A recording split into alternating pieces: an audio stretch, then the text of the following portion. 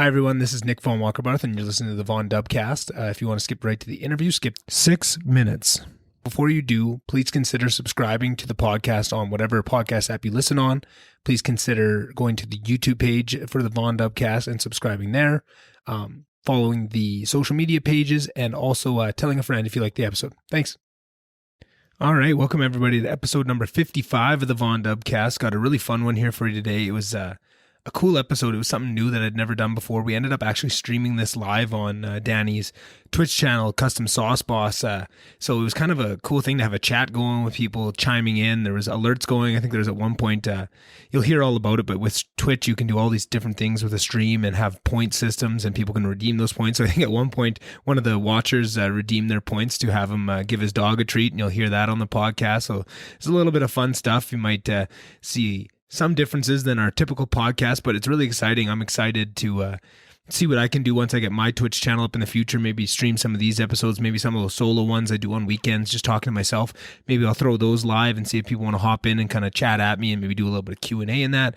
It just kind of opened up all these avenues of different ways you can take the podcast in the future. And my mind was racing the whole time, just kind of asking all my questions. How does this work? How does that work? But then past that, I was just thinking like, oh, I can do this and I can do this, right? Like I'm excited to stream video games in that too, but I could just, throw the guitar on and play some songs and have people just pick songs that I could learn. We could, do Q&A stuff like you talk about. You could do anything you want. You can just kind of bullshit on there. I think there's a huge growing contingent of Twitch that is just people talking and having a community there on the chat, not even playing any video games. But if you yourself or anybody is looking to get into streaming, I feel like this podcast is the perfect jumping off point. I got to ask every question I was curious about, how you make money, how you do these overlays, what is a good point, what is a good amount of viewers, right? Like I feel like my understanding of what streaming was so ignorant. Even though I watched quite a bit of streaming, or I used to watch quite a bit of streaming, I kind of thought I had a better handle on how it all worked, and I quickly realized I sure do not. And it's a deep hole. It's a deep rabbit hole if you want to dive into it. But I just find it absolutely fascinating, and I think some people probably will just listen to this out of an older generation just to understand what streaming is and what Twitch is, and I think this is a huge resource for that. But I'm very excited. I think I talked to Danny on the podcast about this, but I was so excited to start streaming, and I had all this computer that's sitting below me right now. I had it all in parts sitting there, and I thought as soon as I build this computer, I'm going to jump into right to streaming and I'll be fine. I'm so excited about it. I'm good at video games. I know how to do this, and I played one video game on mouse and keyboard and lost all that confidence. So building that up slowly, and what made me feel a lot more confident was being able to ask all these questions of Danny and kind of just dive into it and ask some of the questions are probably pretty stupid. Some of them are probably pretty good, but gave me a much better sense. I'm really excited to jump into it once I do a little bit more figuring. I was told that I could just plug my PS4 controller into the tower of my computer, and that didn't work yet. But so I think I got to do a little bit of formatting stuff. I'm getting some help on that front, and hopefully this weekend I might be able to throw a few things at it. But it was a really fun episode, and also, really, like I said, it was really cool to do it live, and it's got me so excited for things that can come in the future. Other than that, things are going well. Work's busy. It's starting to wind down, and I'm hoping to be able to do more with the podcast here. I've finalized a trip in April to go down to Lloydminster and record 4 or 5 episodes with some people I've been hoping to. And then once I'm done that, the next one I'm planning to do is down in Calgary. And I'm always up in Edmonton doing episodes, but a special trip down to Calgary to record with all my Calgary friends. So if you're in Lloyd or in Calgary and you hear this, or you know anybody in those areas that would be good for me to interview, I'm trying to pack as many interviews into those weekends as I can. So please hit me up. And also I do these interviews over the internet as well. So if you know anybody from Mozambique to, I don't know, the UK to, who knows, Russia, and anywhere in the world, if you know somebody you think would be good on this podcast, or even just somebody that maybe wouldn't be good on the podcast, but would be willing to do the podcast, because I think it doesn't matter how good or not good somebody would be. If I'm doing my job correctly, I can pull a story out of everybody, because everybody has a story. So send them my way. Like every week, if you can follow the Instagram and Twitter pages for the podcast, that would be a huge help. I think my Twitter page is vastly underrated for all the shit I share on there. Nobody sees because it doesn't have any followers. I think you'll definitely get something out of it if anybody's on Twitter even anymore. Definitely is a added bonus. Nothing too much on the go this week. I'm excited to get the second episode out. I'm got so many good episodes in the can right now. Just recorded one last night with a comedian out of Calgary, and it was so much fun. I love comics so much, and just to be able to joke around and know that as silly goose as I get, they're going to match it and even take it further. And I was just busting a gut and had so much fun. I think we might even record again here soon. So yeah, just really excited to get these ones out. That's probably why you're going to see some double episode weeks here in the coming weeks, because I got so many I'm excited to get to. That Slave Lake run is probably next. I got Travis Malba, the Discover Brothers, Tyler Warman, the mayor of town. So anybody that comes from my hometown, or anybody that knew me after I left my hometown and wants to see me revert back to a little bit of my previous self that I talk about a lot on this podcast and what I grew from, but it was very fun to slip back into that a little bit. So I think people, even if you don't know those members of Slave Lake royalty too well, you'll still get a good episode out of it, I think. So yeah, really excited to get those ones going. And other than that, that's pretty much all I got going on up to this point. And I hope you guys are all having a really good week, and I will see you in the outro. Bye.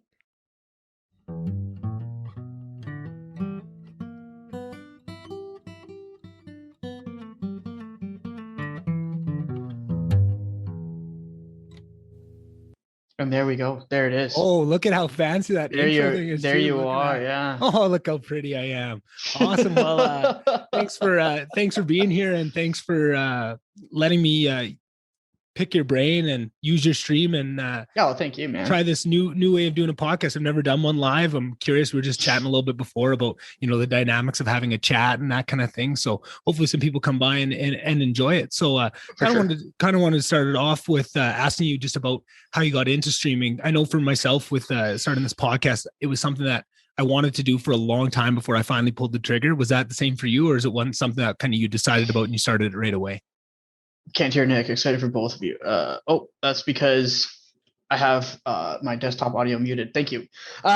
But yeah, so I got into podcasting back in January, and it's like something that's always intrigued me for, like, I've had the software on my computer to stream for probably about 6 years. And then I just pulled the trigger on it in January because my job got really slow. So I had a lot of time and I got bored of just like looking out my window. Mm-hmm.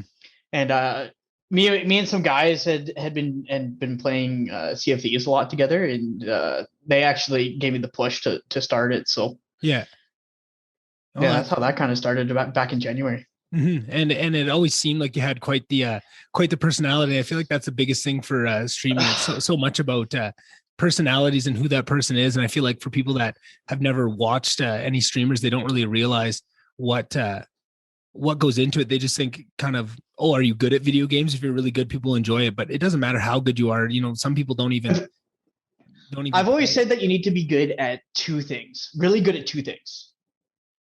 And it can be any two things. Can't hear Nick over the music. So we're going to really quiet down that, and we're going to boost you there. How's that? Talk, talk, talk, talk, talk, talk. How's that, everybody? Is that better? Can anybody hear me? Shed, you're in the yellow now here. I can just start screaming really loud. Better, moderately, not hugely. Crank me up, brother. Crank me right up. There we go. Put me in that red. I like it. There you go. You're boosted. How's that? Boom? Oh, we got a boom from Poop Scoop 2202. There we go. Let's go. All right, here we go. So yeah, that was so you think it's two things. So what kind of options are there for those two things? Like, is one personality, is one skill at the games? Like, what other sort of things can that be? As long as you're good at two things, it doesn't matter what the fucking two things are. Mm-hmm. Like, there's a couple guys I follow on there who are incredible at like musicians, but they're also very personable. Right. So as long as you're good at two things, like, you could be really good at, and I've seen guys that are like unbelievable at Call of Duty and they pull 2 or 3 viewers. Yeah. So as being good at video games isn't going to cut it. You got to have 2 to 3 things that you're really good at. Mm-hmm. So it can be like you're a personable guy, you're entertaining, and you are good at video games, or you, as much as I hate to say it, if you're good looking. Yeah, that probably it helps for sure. If you could stick a good looking person in front of a camera and have them play some, I don't know, Minecraft or whatever, and, Yeah. and people tune into that, Oh man, But I should have thought of that before I tried to jump into this. Probably years, hey? I mean, you're not doing too bad for yourself. You're not doing too bad. That's why I'm wearing sunglasses, man. I got some stuff to cover up. Well, hey, I can throw mine on too, except they're polarized and I can't see a thing. Yeah, there you go. I had them ready for it.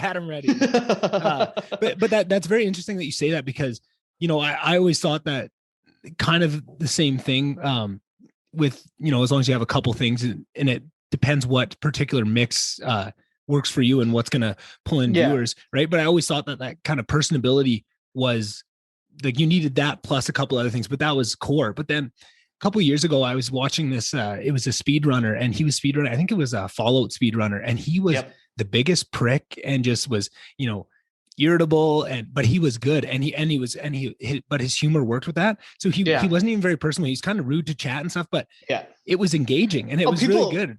People eat some of that up. Like Tyler One on Twitch, he's a League of Legends streamer. Oh yeah, like he's the most toxic guy I've ever seen play a video game.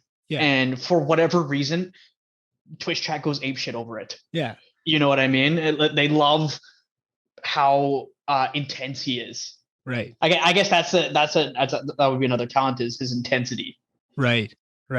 And I think that's just so cool to look at, because you see there's not just one style, and it's not there's no cookie cutter way to do it. It's all about finding what works for you and what is authentic to your voice. And once you can tap into that, and that's what I see. I mean, you see this in podcasts and streaming and all these things. There's always these kind of quick and easy pitfall kind of things. And I feel like it's also very important what your why is of why you're streaming. You have to really enjoy it, because you see people that will, instead of trying to find that voice, they'll try and find the easy hacks, right? Like I find with podcasting, it's people, jumping onto a podcast network and, even twisting what they can talk about and giving power away to other people, because, that's an easy, I'm going to get access to 100 listeners a show just by joining this group. But it's a shortcut, and it stops you from finding your own voice, because now you're hampered. And I feel like that's the same thing with Twitch. Is, you see people start streaming on their own and finding that voice, but instead they'll, I've seen this with a lot of comedians with the pandemic happening. They all, a lot of them never really played video games, never really watched any streams, but they said, oh, there's money in the streaming thing. They tried it, and they'll hop on these, Twitch put together streams where they have to talk a certain way, and they don't do very well, and they ended up failing out a couple months in. And then you see these people that really enjoyed the medium, understand what it is, and understand what people are coming there for.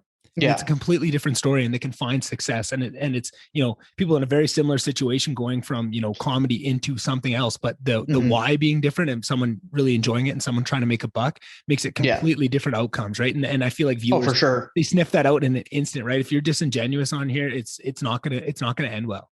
Oh, they know that, they know instantly. Like if you tune into somebody that you can obviously tell that they're trying to make money at it and not trying to put out like a good product. Right.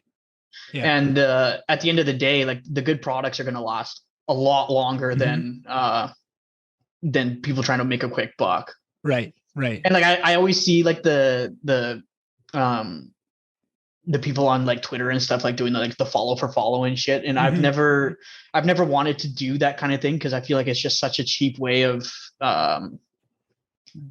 gaining popularity, grabbing traction.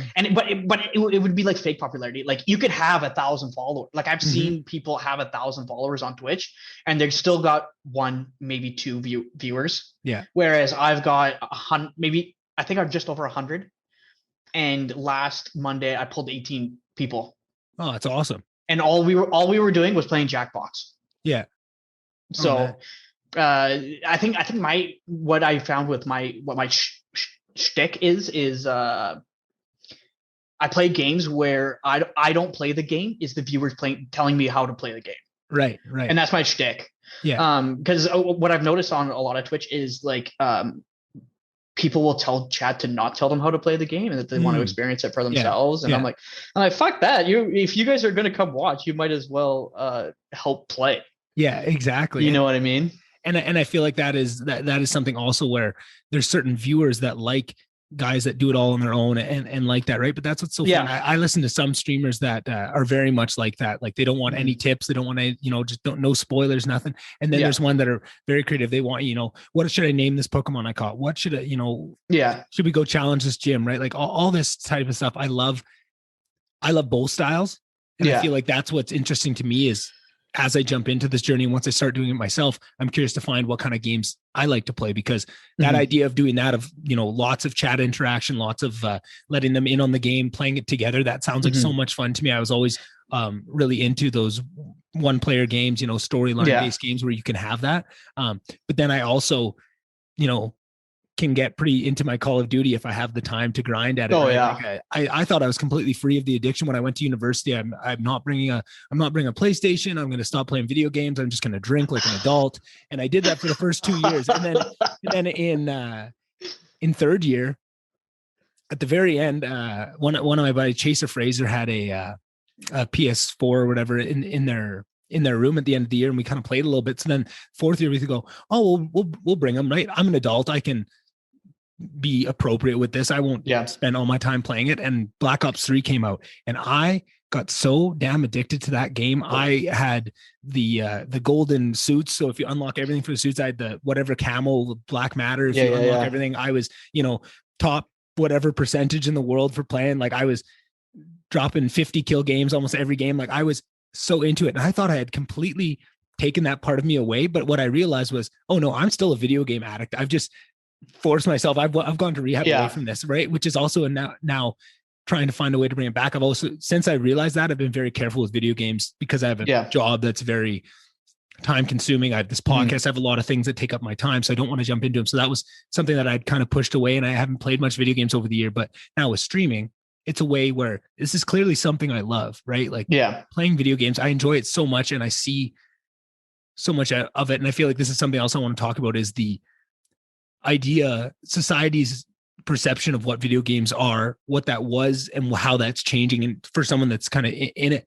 But I found for me that is such a cool idea to be able to now combine the two things. Like a dream I'm chasing, like the podcast and growing an audience and finding my voice like that.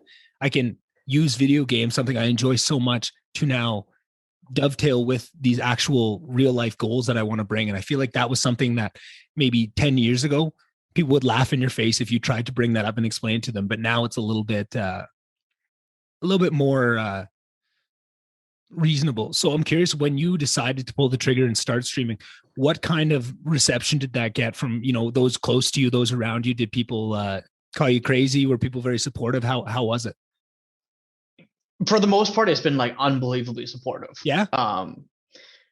I mean, I get the couple jokes like here and there, like, oh, this guy's trying to be the next I'm a cutie pie, or I don't even, I've never heard of him, but they called me the next Mr. Beast or something. Oh, Mr. Like just Beast, like joking around, joking around with like that kind of stuff. But for the most part, it's been like unbelievably supportive. Oh, that's awesome. A couple of my buddies, like, and my girlfriend especially, they pop in like every time, and they are engaging in the chat, and they try to win over chat for me and stuff like that. Just, they've been unbelievable for the support. And I feel like all the other things, I don't want to put words in your mouth, but I'm just going to take a guess here, because for myself, the little things like that for the podcast, right? Like obviously it's a different thing, but in the same metric of just those, your friends going the extra mile, like sharing something or telling people like, hey, this is a really great app. Like those are the things that make this whole journey so worth it for me, is to see that and to see that support. So I imagine for you to see, the people that really believe in you and believe in the goal that you're trying to do, hop in there like that probably makes it all worth it for you. Like, and then what are the other parts of it that make it really worth it for you? Is it those moments where you those laughing fits on stream where, you just hit that magic moment where chat's going and you're going, and those high moments, is that what makes it worth it? Is it, is it viewer counts? Is it knowing that you're impacting people? What is it that makes it special? Sorry. You're going to have to go back a little bit here. Alyssa Jesse just followed the chat, and I had some saxophone playing in my ears. Oh, hey, oh, that's exciting. That's exciting. Yeah. So now I got to remember what the question I asked was. Oh, I was saying that, I found that the podcast, as I get into it, certain things that I thought were going to be what's special about it aren't as special about it. And then these other little things is what really makes it all worth it, right? Like for the podcast, it's the couple episodes I've done with these really big names that mean a lot to me. And just to be able to converse with those people, that means more to me than any viewer counts or any, dollars down the road that it's going to make. And I was curious, what are the specific things about the stream that makes you, that makes it all worth it for you? Oh man, like it's just been like, if I've been such an entertainer my entire life. Yeah. And if I can get one person to laugh in the chat, like if one person types haha, I'm like, this has been a banger stream. Oh, that's awesome. And but like it is tough. Like the first few weeks that I was streaming a lot because I had like fuck all to do at work. So I would go to work at 7, I'd be home by 9:00. Wow. I'd be like, okay, I got nothing else to do here, so might as well fire up a stream.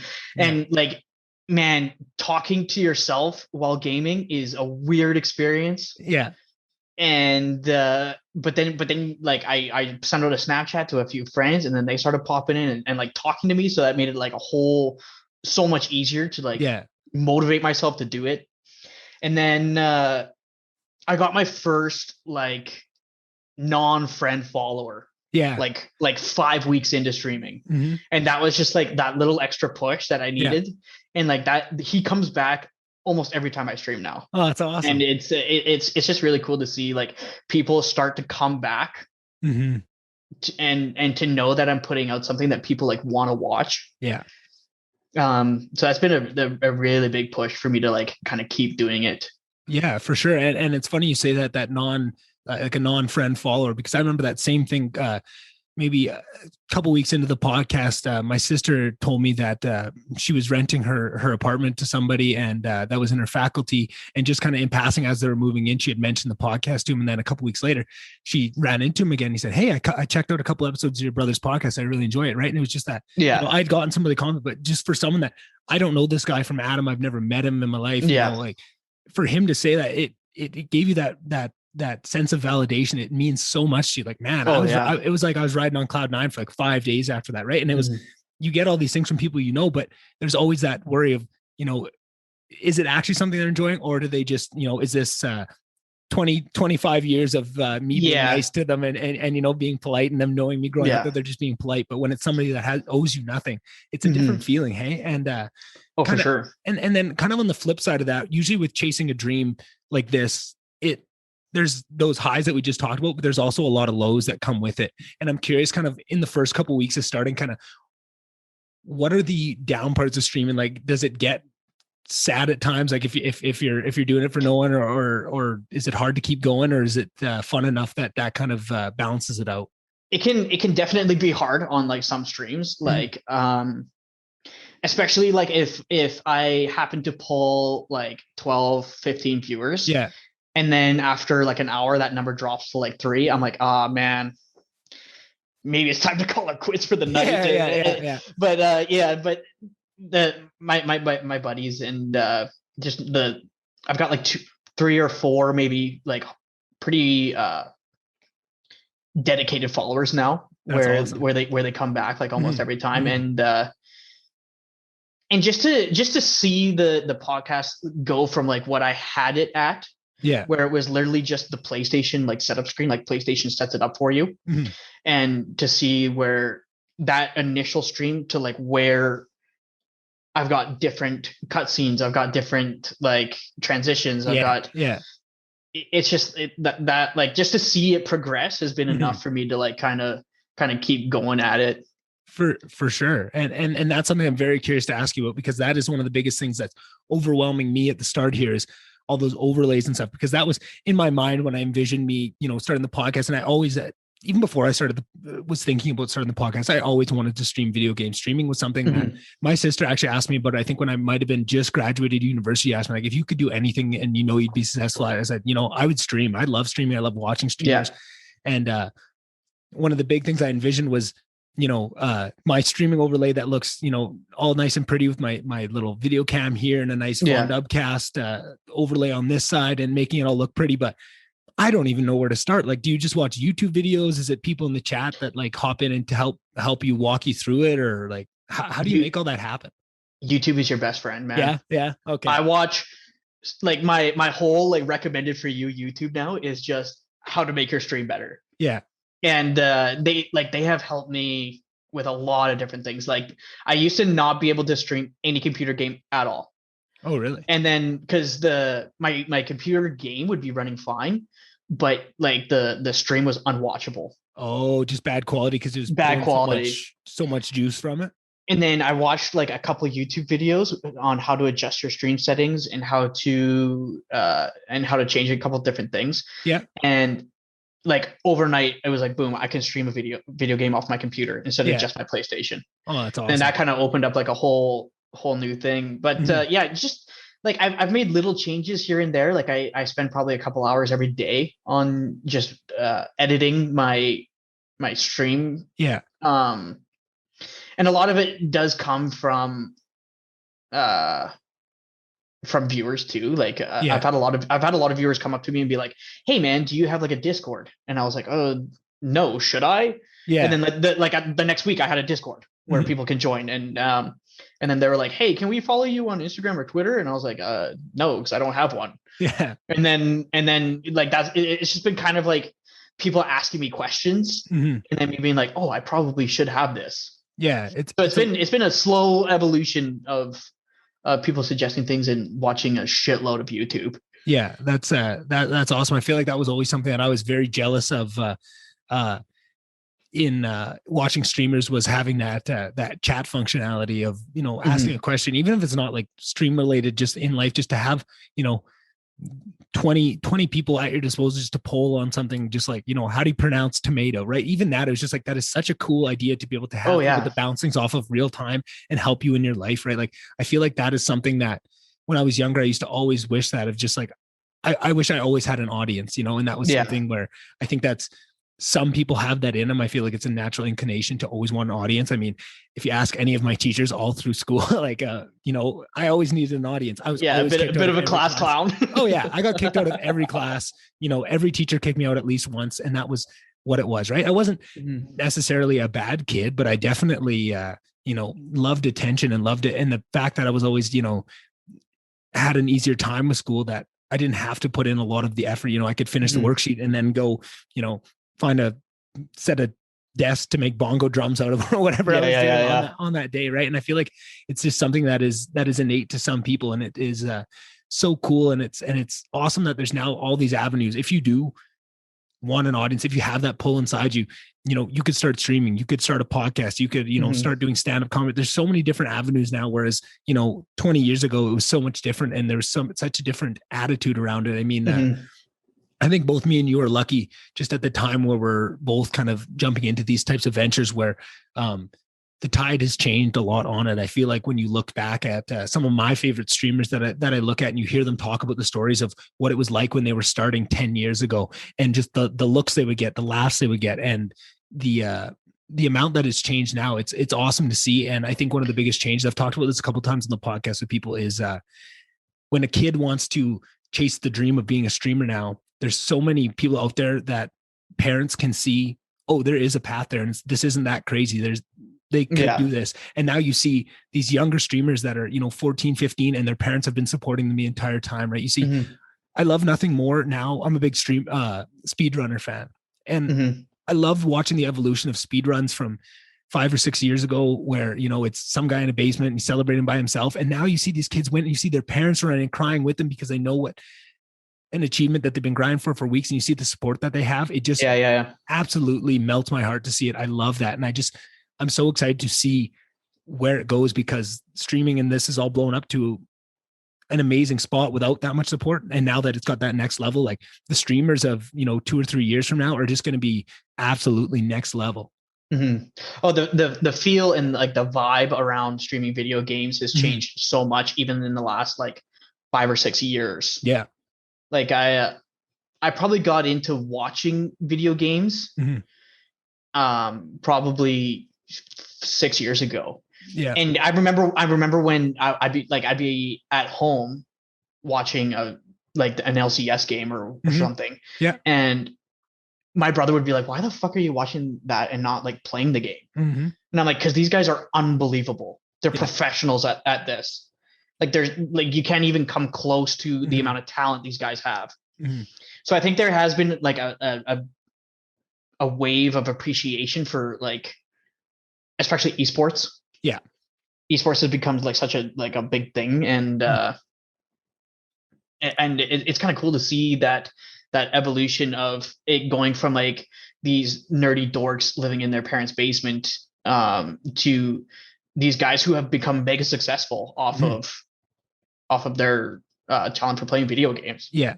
And now, and all those excuses of, kind of those easy pot shot attack vectors that people would take at them of, oh, they don't try, the amount of effort that they were putting in wasn't realized. And now when you look at just using the LCS, which is League of Legends esports for people that don't know in North America, these kids and adults are streaming on their own. They are scrimming, 8 hours a day with their teams. They have to do workout plans because they have to be physically fit enough to fit the schedule. And it's very draining. And they do this day in and day out, and they put in the amount of work that would absolutely blow your mind. And they're making good money for it. Right. But they are athletes. They are just, for sure, in time put in, they are on the same level as any other athlete. They're, very similar schedules when you look at, a hockey player versus an esports guy. It's not that big of a difference, right? And people just don't understand that, but they see the results on the board, and then that speaks for themselves. And then they dig in a little deeper. Maybe they listen to a podcast on it, and they hear a little bit behind the scenes on what these people are doing. And now that respect grows. Now, not only are you impressed by the result, but you're impressed by that effort that is going in behind the scenes. And I feel like that is what's changing on so many of these things. Same with streaming, right? I think people just say like, oh, these streamers make all this money. All they do is sit there. They don't realize, you put 4 hours a day into trying to build your stream and make it better. They don't realize all that background work. Everyone sees the overnight successes of these people that get an audience. No, that's years that goes into that. Yeah, for sure. And like the amount, that's what I think that was the biggest shock for me for streaming, was the amount of work I've put into making the stream better that isn't streaming. Yeah. It's just like making my overlays better, making my my alert box better, making my whatever better. And it's been hours and hours of work that has gone into it that it has not been physically streaming. Mm-hmm. And then I imagine that's also pretty good for avoiding burnout too. And again, I don't want to put words in my mouth, so if I'm way off base, stop me. But I would imagine that if you're making your stream just incrementally better, right? Like maybe you have a new alert or a new dono, whatever it is. Now you're so excited for your next stream because you want to try out that work that you put in. For sure, right? It kind of keeps it fresh every time, right? It's all you can always play different games. It's always going to be a different chat. I feel like streaming is one of those things where it's very rarely is it going to be similar ever, but that just adds that extra layer of, okay, now I get something else to be excited about. It's fresh going in. Oh, and like and every stream I do, I've got something new that I want to try. Yeah. Is kind of what like I got affiliate probably 2 weeks ago. And then I got have you heard of the website Fiverr? I have, yeah. So I got an Indonesian guy to make me some oh my god, emotes. Thank you. Yeah.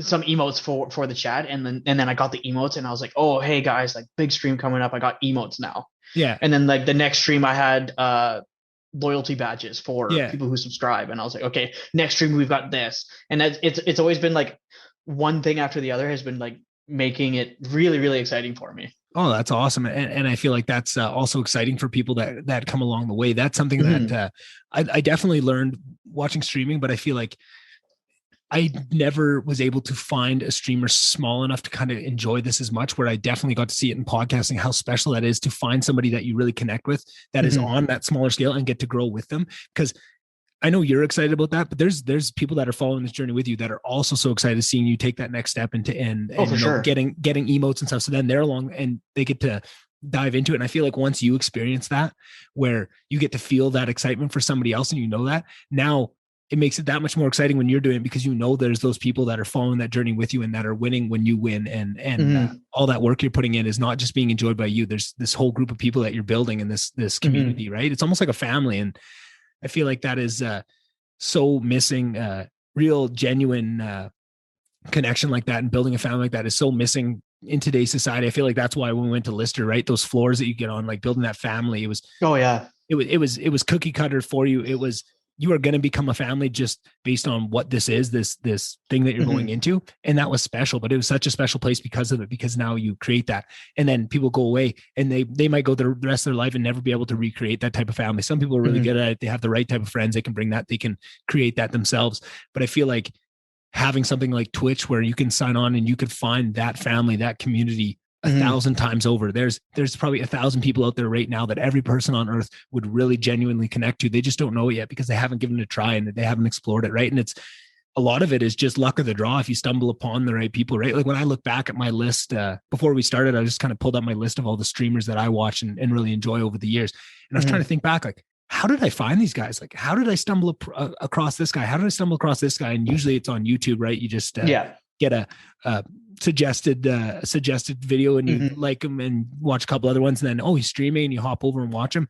But I almost feel so lucky for it. It's almost just, if it is something to enjoy, if you put yourself out there, you'll find those people that connect with you, right? It's just about putting in those hours where you got to grind, you got to watch some people maybe you don't enjoy as much, or maybe you do really enjoy them, but just there's people you enjoy better, right? And in listening to this guy, you'll find out about this person and you find out about this person and you kind of go over the years. And then in doing that, you forget about this one guy you listened to 3 years ago and he's made huge leaps and bounds and now he's at a whole nother level and you start watching him again. It's awesome. Or he finds a new game that he's playing. Oh, it's such an experience. I love being a fan of this. It's so much fun and I'm excited to try it myself, but also hella fucking nervous, man. Oh, I was telling you on the phone, I had so much confidence when I had all this beautiful computer sitting below me all in parts. I had so much confidence when I was streaming, like, because in my head, I thought, the only thing holding me back right now is I don't know how to build a computer. If I built a computer, I'd be streaming next week, right? Like, no fear. I got this computer built. I played the first game on mouse and keyboard away from controller. All that confidence, absolutely gone. I couldn't get through that fucking Cyberpunk 77 tutorial on mouse and keyboard. I had to quit out of it. I couldn't do it. So now my confidence level was up here. It's back. So I'm sure I'll build it back up. But that mouse and keyboard is a whole different ball game, man. Like how? I don't know if you. I don't know, man. Like my thing was I was never allowed like violent video games, and my parents saw PlayStation and Xbox as being quote unquote violent. Right. So I grew up playing like addicting games on a mouse and keyboard. Yeah. Like that was like my gaming background until I was probably 15 or 16, until I bought my own computer. Right. And was able to play like Warcraft and things like that. So my background was mouse and keyboard, and like when I play Sea of Thieves with a bunch of guys, and they all use controllers, and like, man, if I try to use a controller compared to a mouse and keyboard, I feel so slow and so sloppy. Right. And I don't know, man. It's just like personal preference. Yeah. And like go ahead. I've been playing. I think one of my first computer games on PC was League of Legends. Oh yeah. And that one it's easy to learn but like hard to master. So you get really good and really fast with your mechanics and stuff like that, but it all just takes a shitload of practice. Yes. And it's all kind of what you're used to. Speak for yourself on easy to learn, because I think everybody on 7-8 Henday in my second year that taught me that game would say, not the quickest learner. Still, I'm pretty bad at the game. I've played it on and off for, 6 or 7 years now. Still pretty terrible at it. It's just a really hard game. But what's so cool about it is the highs, right? Like when you watch a professional Call of Duty player play versus yourself, right? There's definitely, you can see a noticeable difference, but you can see kind of a path where if I put in enough hours, if I worked at it, I could probably not get to there, but I could get somewhere close where it doesn't look like I could play League of Legends 12 hours a day for 10 years. I don't think I'd ever get anywhere close to it. It's like they're different humans, like the amount that goes into it and the amount that you have to learn. There's over 100 different champions that have, like probably 50 hours of intricacies that you'd have to play them to understand. And then now understand how that matchup works between all these other 100 plus champions. It's mind blowing. But what I think is so special with that, and this was something I wanted to ask you about, because the way I see it, when you look at video games, there's different kind of things that you can play, right? There's a lot of I feel like part of what makes it special of watching a video game or watching an esport is your understanding of it, right? And because of that, it kind of opens up these different areas of categories of games that you can play. And I feel like one of them is kind of like this nostalgia, right? Like if you're playing a nostalgia game like Pokemon, right? It's something I definitely want to stream, maybe some Zelda games.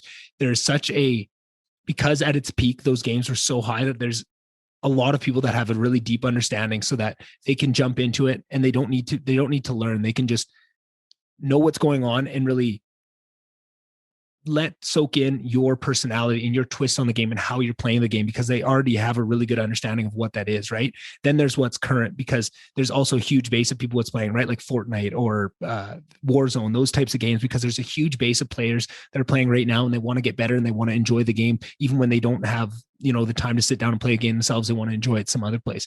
And then there's those games like you kind of mentioned, the more strategy games, the ones where the game itself doesn't really matter. It's just a pure conduit for your personality to come out. Mm-hmm. And I feel like, I'm curious to you, is that kind of, do you agree with that at all? And if so, is that kind of the niche that you're finding? Is that what it is? It's just finding games where it doesn't matter how many people really understand the game, doesn't matter if the game is popular. If it allows you to bring your persona out and have people enjoy that with you, that's what's important. I guess it would kind of depend on what you are going for. Like there's definitely the guys that that go for like the League of Legends, the Warzone, the Fortnite. Yeah. But when you look at Twitch, you can scroll down for pages and pages and pages. And if you have 10, if you're going for viewership, you got to stay away from the big games. Oh, like because they're pulling 300,000 viewers, but if you only have 10 viewers, you are at the bottom of the barrel. Right, and there's so many people streaming. There is 600 streams that you have to beat out, right, to be recognizable. So one of the first games I started streaming was Bloodborne. And it's like a Dark Souls type game. Oh, that's like one of those real hard ones. I was never a fan of those. Those just, I think oh, my temperament, it was also the reason it took me till like 25 to be able to enjoy golf, because my temper is just such a psycho. So man, this game has fucking kicked. I still don't think I've beaten it. Oh man. It has fucking kicked my ass. And the frustrating part was that, like, I like to say I've got fairly good game mechanics, but I started playing this game because one of my mods suggested it to me.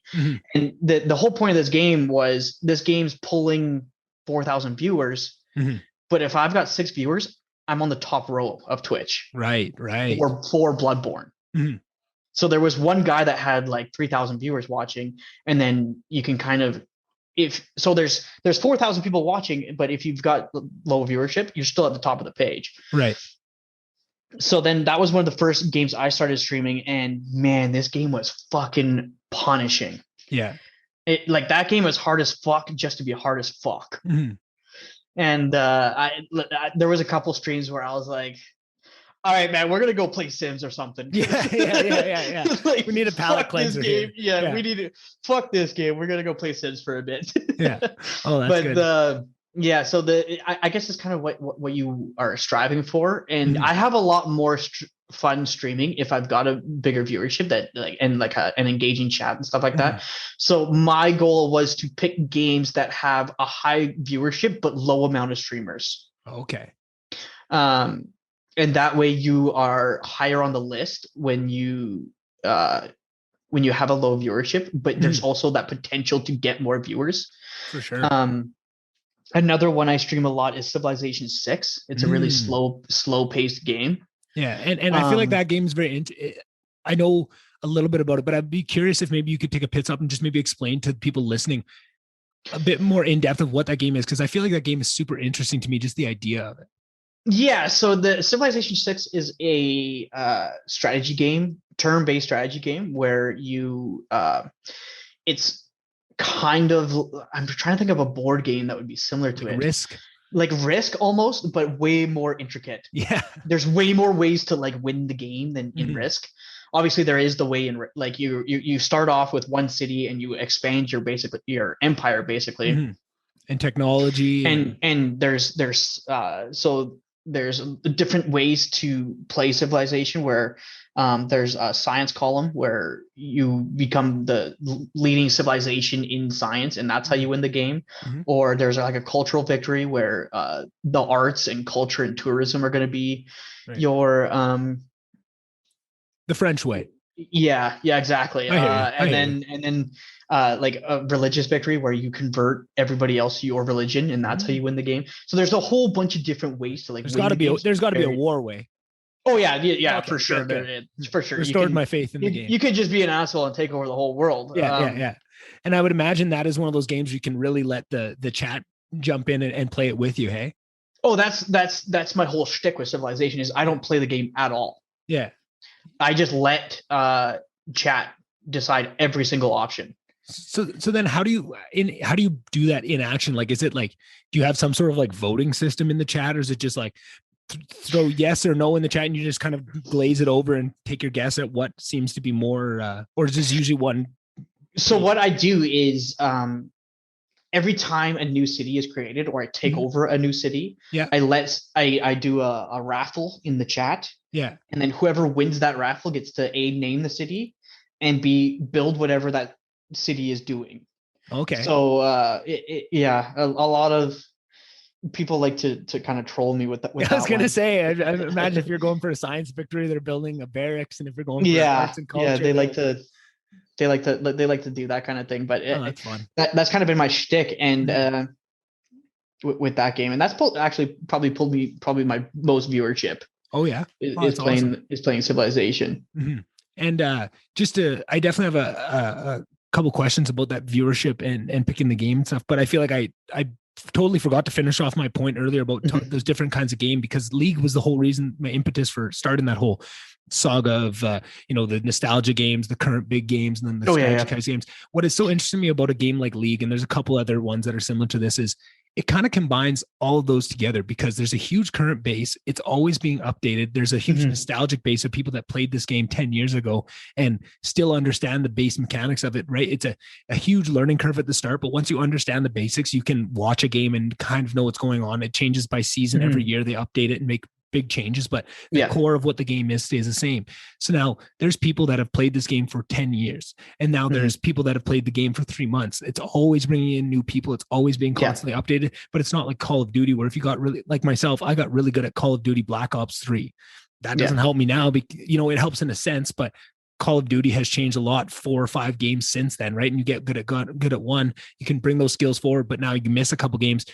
You're not starting fresh, but you're starting off in a different place. And I think that's what's so cool about seeing games like that is, to myself, I feel like that was something that was holding people back, because, if you're a parent and you don't understand what's happening, and your kid comes to you and says, I'm going to stream Civilization 6, like as a parent, you go, well, sure, the game's popular now, right? If they're looking at it, they don't have a good understanding, but what's it going to be? What if it fizzles off? What if people start playing some new game and now you're left in the cold, right? And I feel like that was what was so cool about League of Legends, where it was a test case for something like, no, if you look at its history and what it's on track for, if I want to expand into other games too, but if I make this my core, this will be around. It has stood the test of time. There's going to be people coming into this, and it shows, right? And I feel like just things like that just help solidify the understanding around it. The people that know, right? The people that understand what streaming is and what video games, they know what's special about it and what it is, and they don't have the hangups that the rest of society does. But I feel like it's a constant battle of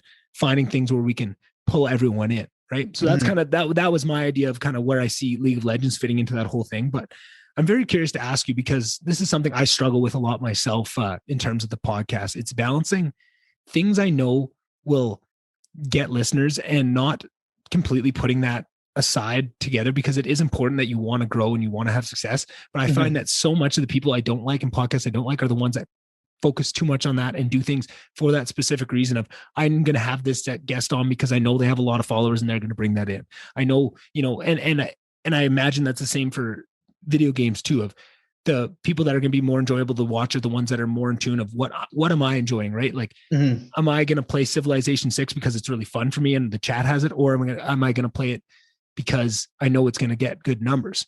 And in your own head, how do you balance that? Because I think they're both important. I don't think you can have one without the other, but I think it's something that I really struggle with finding the balance with all the time. And I imagine if you do as well. Yeah, I've found that if I'm playing a game that I'm not enjoying, it's kind of interesting because you have that live feedback, and right.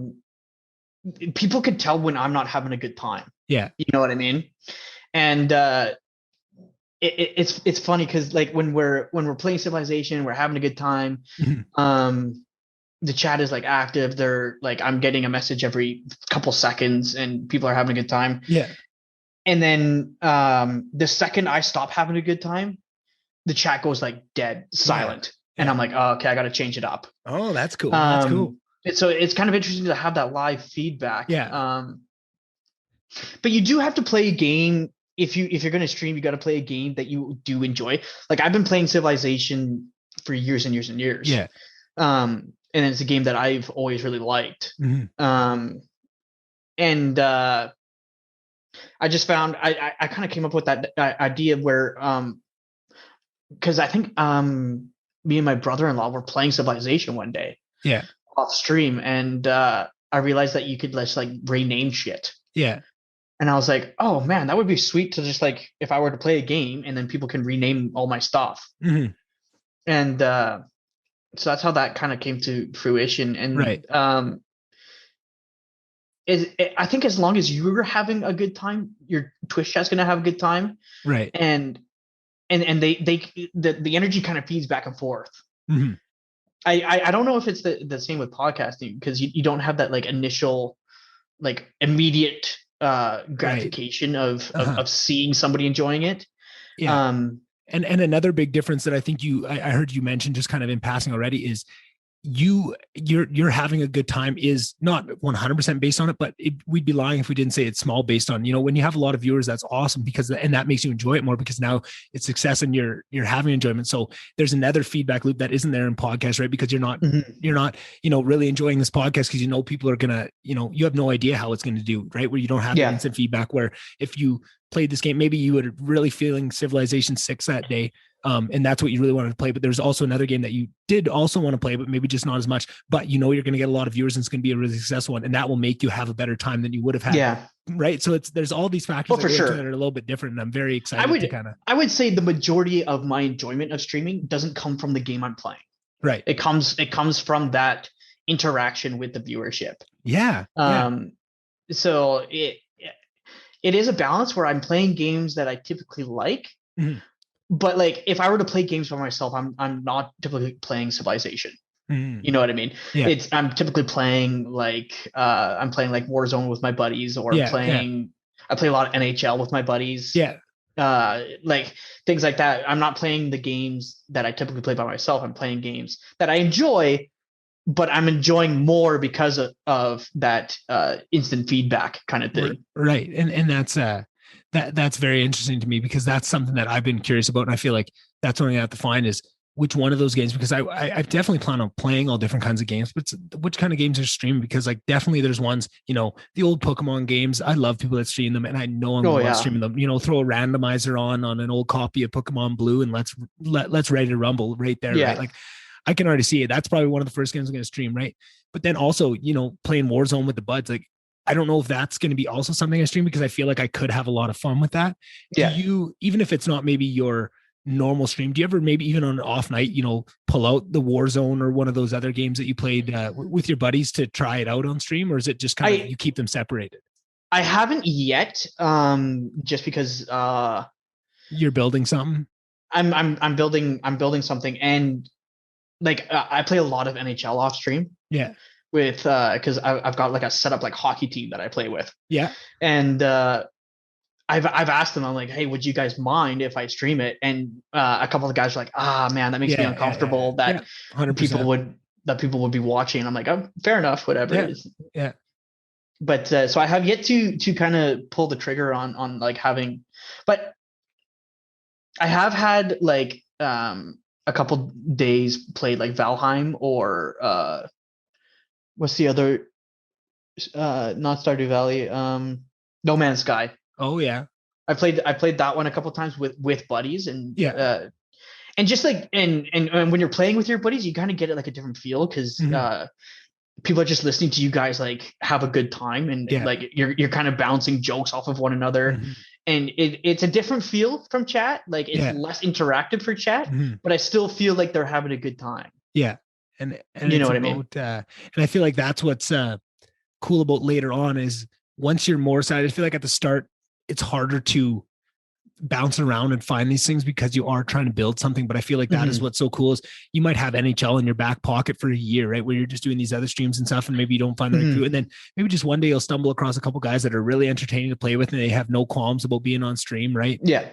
And then you pull that out of your bag and now you're a year forward, you're a year's worth of experience better of Mm-hmm. streamer. And now you get to bring this in, right? Like that is what's so cool to me is I just want to start streaming and start finding out what it is. And, I have all these crazy ideas for what I want to do with it, but maybe those are out of my range of what I can handle as a streamer until I get more experience under my belt. Maybe, Pokemon randomizers are about the peak of my abilities for the Oh yeah. first, couple months and learning Mm-hmm. the overlays and learning how to deal with Yeah. chat and that sort of thing. And that's so exciting for me. Whereas I feel like if maybe I didn't have this conversation with you, I would have Mm-hmm. been jumping into some of these mistakes a little and having them for myself. But that is what's so cool about conversations like this is I can ask you and find out where some of those pitfalls are. I'm sure even if Yeah. we talk for, 30 hours, I would still have a bunch of pitfalls that I would be falling into even with all your guidance. Right. But Mm-hmm. that's just part of it. If you can take away one or two, you're better off. Right. Yeah. And like when you first start streaming, you're gonna fuck up a lot. Like I Oh even yeah. fucked up at the beginning of the podcast where I had you muted. Hey, So it happens. Twitch channel couldn't hear you. Yeah. Yeah. Yeah. And so like you're just gonna kind of make mistakes like that like Mhm. all the time. For And sure. it takes practice, man, like Mhm. anything. It's a skill set to be Mhm. able to stream, and the more you do it, the better you get at it. Right. Right. And I feel like I don't know about my knowledge maybe isn't good enough to say this about streaming, but I know definitely in the podcast world, some of that fucking up and those little things are very endearing to people. And it kind of lets them in that, oh, this isn't all perfect. They are just, figuring it out. And I imagine there'd be a lot of Mm-hmm. that in streaming too of these people are along for the ride. They see you getting better and they see, Oh fucking yeah. up every once in a while. As long as you can laugh at yourself, it doesn't have to be a bad thing, right? You can be Yeah. just part of the experience of that stream for that day is a little bit of fuck ups, right? And a little bit of Oh yeah. troubleshooting and Mm-hmm. especially if you have the personality that can roll with it and just Yeah. enjoy that and have fun even when things are going wrong, which is something I hope I have because like I mentioned, my temper can sometimes get the best of me. So I'm hoping that if I start dealing with those fuck ups, I don't let my temper get the best of me and I can be an enjoyable person through that. But we'll Yeah. find out. And that's maybe that's something I have to build a skill up of is, Mm-hmm. putting that anger on the back burner sometimes and just being my calm streaming self Yeah. for the people, right? Or who knows? Maybe I'll be the next Tyler One, and people will love me getting angry, and I'll just be a rage streamer. Who knows? Oh, I mean, whatever works for you. Yeah, yeah, You know what I mean? yeah. If you don't mind me butting in here, Poop Scoop 20202 has said, "This is all positive. What's the struggles or dislikes you've had so far? Anything Mm, that had you nearly pull the plug on the experiment?" wow, Um, it's a great wow, question. that's a heavy question, Yeah. man. There has been a few streams where I streamed for like 3-4 hours at a time and just like had nothing. Yeah. Right, and especially right at the beginning, like I just had like fucking nothing. I had my one buddy, and I saw a pretty good meme about it today, where it was just like some guy standing up on a like at a pedestal, and he's got a microphone, and it's just like one person in the crowd, and that's definitely it's draining to do it like day after day and not Mhm. see any growth. And then I let some of my buddies know that I was streaming, and then they started jumping in, and it Yeah. made it just like so much easier to do. Yeah. Because I really feed off of that energy. Yeah. Um, but Yeah. yeah, like I've almost pulled the plug a few times. Mhm. Yeah. And maybe I can answer the same question from the podcast side of it because I think it's a very similar journey of, you're trying to do something. I feel like there's never been things that have made me want to pull the plug. I feel like I'm so passionate about it that has overrode. There's definitely been some real lows. And I feel like for myself, it's when I do an episode where I don't give everything that I could have, There's been a couple where maybe I didn't prepare enough, or I wasn't in the right mindset. I came late from work. It was a bad day. There was things going on. I didn't have a meditation before. And, I don't think anybody listening would ever be able to point out which episodes are, but I know, and it would eat at me afterwards. And I just felt like, even if it was people were saying, oh, I love that episode, it was great. In my head, I'm going, I wasn't everything I could give. And I felt bad for the guests because they gave me their time out of their day. And I feel like I let them down. I feel like I let the listeners down, and I know it's all up here, right? Like to everybody else, nobody knows that's even happening, but those are kind of the lows that you go through. But the way I try and do it is just, I feel like that is where I leveled up the most throughout this podcast experience. Is when I have one of those, it was the next day that as it's killing you. Okay, what went into that? Okay, now I need to make sure I do a meditation before every podcast. I need to do this. I need to make sure I'm prepared. I need to leave some time. If I'm going to be cutting it tight between getting home from work and doing that, maybe I need to take an hour off of work at the end of the day to make sure I have time to be there. Right. And I found like those times where the biggest lows were the times I saw the most growth and the most, professionalism come out of that, right? You got to look at those bad times. I mean, I listen to a ton of comedy. Stand-up comedy is one of my favorite things. And you listen to a lot of podcasts with comedians, they all talk about the biggest growth times in their careers is after the biggest bombs of their careers, right? When they absolutely eat shit on stage, that's where they, where did I go wrong? Let's reassess, right? I feel like that's part of it. I think if you're going to chase a goal like streaming or podcasting or anything where you're really putting yourself out there, there's going to be highs and there's going to be lows, but it's just about, for sure, treating them the right way, framing it the right way so that you treat it as a positive and you can bounce back from it, right? Oh yeah, for sure. Yeah. And but before we go any further, I just got a comment. Your dog is cute as shit, and it's absolutely killing me. I wanted to say something so many times. Thank you. Yeah, he's standing right beside me. He doesn't really know what's going on today. So. Yeah. Oh, that's good. He's probably a constant stream companion. Oh yeah. No, he's usually in the room with me. So. Oh man, he's got severe separation anxiety. He can't leave me in the room by myself. So well, I definitely we're in the works of getting a dog here. Just things keep falling through and keep getting on wait lists, and something happens. But I think I'm gonna have to when I do start streaming, I'll have to get like a raised dog bed that my dog can come up and yeah. You got to have a stream companion. What is the point of doing it without, right? Well, I gotta be right back because I got a point system where people can turn in points to do things. Yeah. As can you lift him up on camera, or is he too big? Alyssa wants me to lift my dog up. He's a pretty big boy. Like he's probably about 60 pounds, but come here, buddy. Look at him. There he is. Oh, hi, bud. There we go. I got a point. I got my point system is pretty new with where people where the longer they interact with the stream, the more points they get, and they can turn some in. Yeah. And Peachy Cheeky has redeemed a treat, Arlo. So I gotta go get some treats for Arlo here. I'll be right back. No worries. I'll bullshit while you're gone. That was so funny for everybody listening. I'm not looking. I'm trying not to look at the chat. I mean, every once in a while I have it on that screen, but if you notice me do a really hard left look, you'll know. But when Danny said somebody in the chat is asking to lift up the dog, I didn't even have to look over and go, oh, that's my girlfriend. Yeah, she definitely asked that question. Look over. Yep, that's who it is. Yeah, I was just telling the listeners that when that person in the chat asked to lift up the dog, I didn't even have to look over. I knew that was my girlfriend. I knew half the reason I had to. Oh, look at him. Oh, what a cutie. Yeah, that's our love for you. Effing cutie. Oh man, I'm forgetting. I mean, that kind of leads me into one of the other things I wanted to ask you about with terms of points and that. I feel like I watched so many streamers and stuff in university, and then I got more into podcasting when I graduated. I still watch, but a lot of my viewing is now on YouTube of my favorite streamers. The highlight streams goes on to YouTube. But as I jump back into Twitch, I found that things have changed a lot. Like now every streamer has all these point systems and different donation things and that. Like, yeah.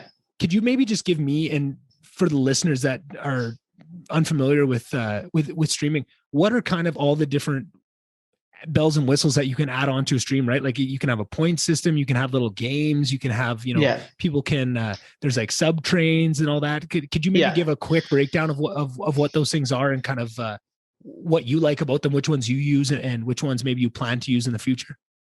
So one of the big things is being a Twitch affiliate, which is you have to stream on 15 different days in 30 days. Oh. There's a whole bunch of requirements, and one of them is Mhm. average 3 viewers. One of them is have 50 followers, and things like that. And we had been, like, we had met every goal except for the follower goal Right. for like for most of this. Like, I think I've only been Twitch affiliate for 2 or 3 weeks, and Congratulations. thank you. And it almost kind of happened overnight because I finally got a Twitter account. Oh. And I started interacting with some other streamers, and a couple of streamers retweeted one of my tweets, and then like overnight I had like 80 followers. Oh, that's awesome. So then like overnight I had and I think I woke up on a Sunday and I had the required things for affiliate, and I was supposed to be streaming that Monday. Mm-hmm. And I was like, oh my God, now I need emotes, and I need Twitch badges, and I need all this stuff for being a Twitch affiliate. Yeah. So it was, I kind of went into overdrive there, but being Twitch affiliate gives you a whole bunch of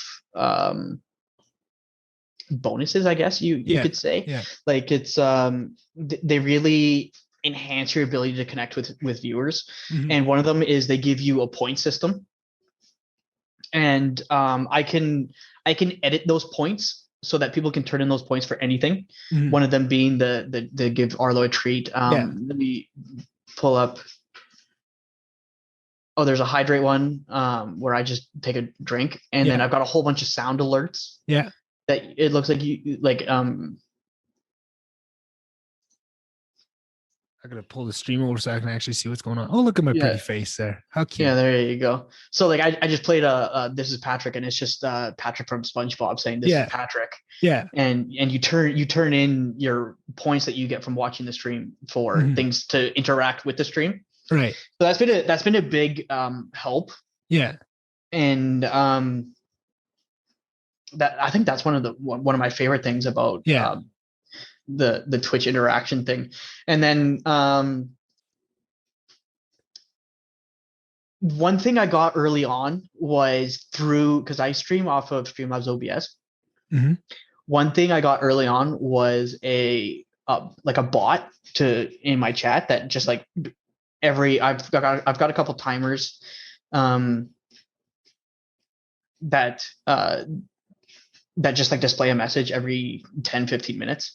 And then he does a bunch of different games. So if you type like ! Gamble and then like a different amount, you can gamble points in the chat. That's been, if when you start out, I would highly recommend getting it's called CloudBot. And you can customize like a whole bunch of stuff. Maybe I can pull mine up here. Mm-hmm. Yeah, so like bots are things that you put in the chat that can just do certain command functions. Like I've seen bots that will explain certain challenges. Like if a streamer is doing a no death challenge on Zelda Breath of the Wild, there'll be like if you type /rules or something, it'll pull up, the little bot will pull up in chat and say like, these are the rules. He can, if he dies, he has to restart it, all these things, and it brings it up. Or like information on the streamer, like when they stream and all this stuff, like the rules of the chat and all that. And you can just kind of set them up for whatever they were. What would maybe I think you're kind of already doing this, but what are the bots that you need if for a starter? Like when I'm starting off, what kind of bots do I need right off the hop? You're going to need one, and it's CloudBot.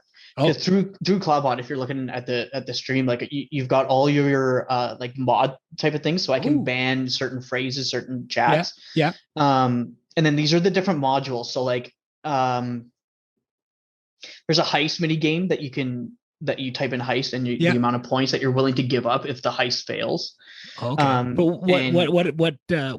what makes the heist fail or not?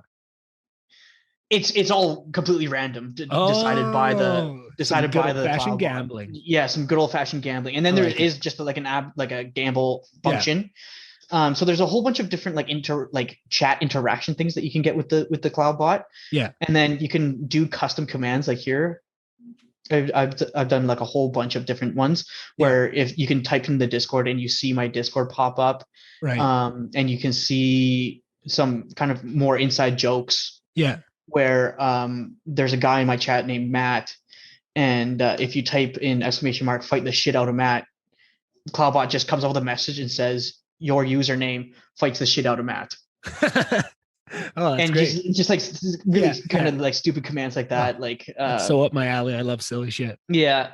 And then like you can add quotes. So if somebody types in !quote, it picks up one of these random ones. And these are just things I have said or somebody in the chat has said while we're streaming. Like when we were playing a Civilization 6 game, and you can make your own religion, and you can customize your religion to name it whatever you want. Mm-hmm.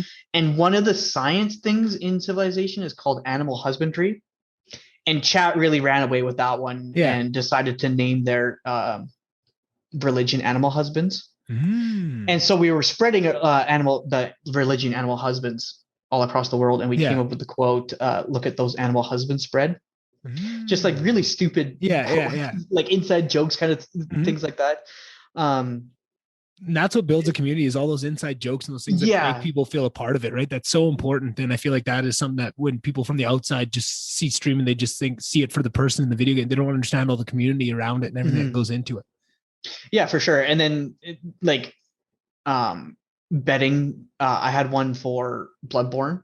It was just literally, will I die on this boss? And you bet yes or no, and you can win points like that way. And this is actually how I did the raffle. Yeah. So you can, through this cloud bot, you can pull up name your city. So that's how I did those raffles and stuff like that. Right. But I'm going to watch so many of your streams and be in the chat just asking you all these questions. How did you set up that again? How did you do this again? Oh man. And like if Cloudbot is like so easy, you go into, because I think every streamer uses Streamlabs for their alert box, because that's how you set up your alert box. Is you go into Streamlabs and it connects to your Twitch. Right. And then just on the left side is your, like, this is my dashboard. So then if you click your alert box, this is how you set up your alert box. So if I were to get like a new follow, and then you can test all your stuff through your alert box. And then on the left side there, you can see your CloudBot. Yeah. And you literally click that button and your CloudBot set up. Oh, that's awesome. Like it's so easy to do.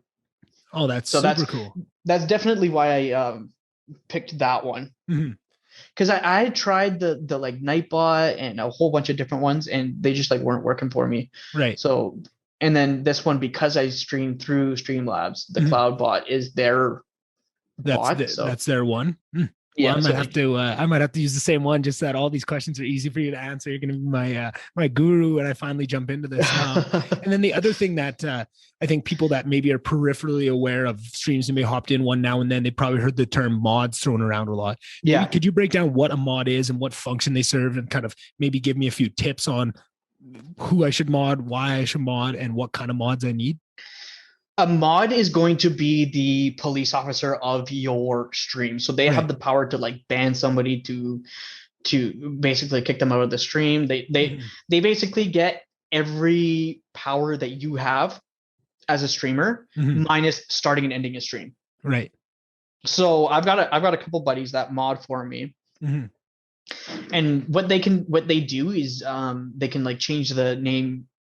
One of the big things on Twitch is that you have to keep your game updated. So if you switch a game midstream, you have to change your title and in the game you're streaming. Mods can do that. Oh, that's handy. Yeah, for sure. So whoever you're going to mod is going to be somebody that watches your stream regularly, and has the same sense of humor. I would say as you, because you don't want to mod banning somebody for saying something mildly offside. You know, like I'm going to have similar sensibilities. Yeah, exactly. So I joke around a lot, and maybe some of the things I say are offensive, but I don't consider them to be. Yeah, but I hear you. You don't want a mod that's going to be like somebody says a joke in your chat and they're like instantly banned. Yeah. You know what I mean? Have a little bit of rope and kind of Yeah, it's similar sensibilities to what you want. Yeah, You want them exactly. to pretty much be doing exactly what you would do, right? And Mhm. there might be a few cases where it doesn't. So, how did you just kind of have when you first started? Like, do you just pick a couple friends to do it, and then kind of there's probably natural people that come up, and then people will request to be mods or whatever in the chat if they think I they haven't had anybody request to be a mod okay. yet, but yeah, it's just a couple. It was that my two mods are uh every Monday I start my stream off by doing Money Mondays. Oh, And it's me and a couple buddies and we talk about money because I am financially illiterate. yeah. Like I don't understand money at all, man. And my two buddies are financial advisors. Well, I Ah, shouldn't call them financial advisors. One's doing his CPA and the other one is doing, man, I can't remember this one.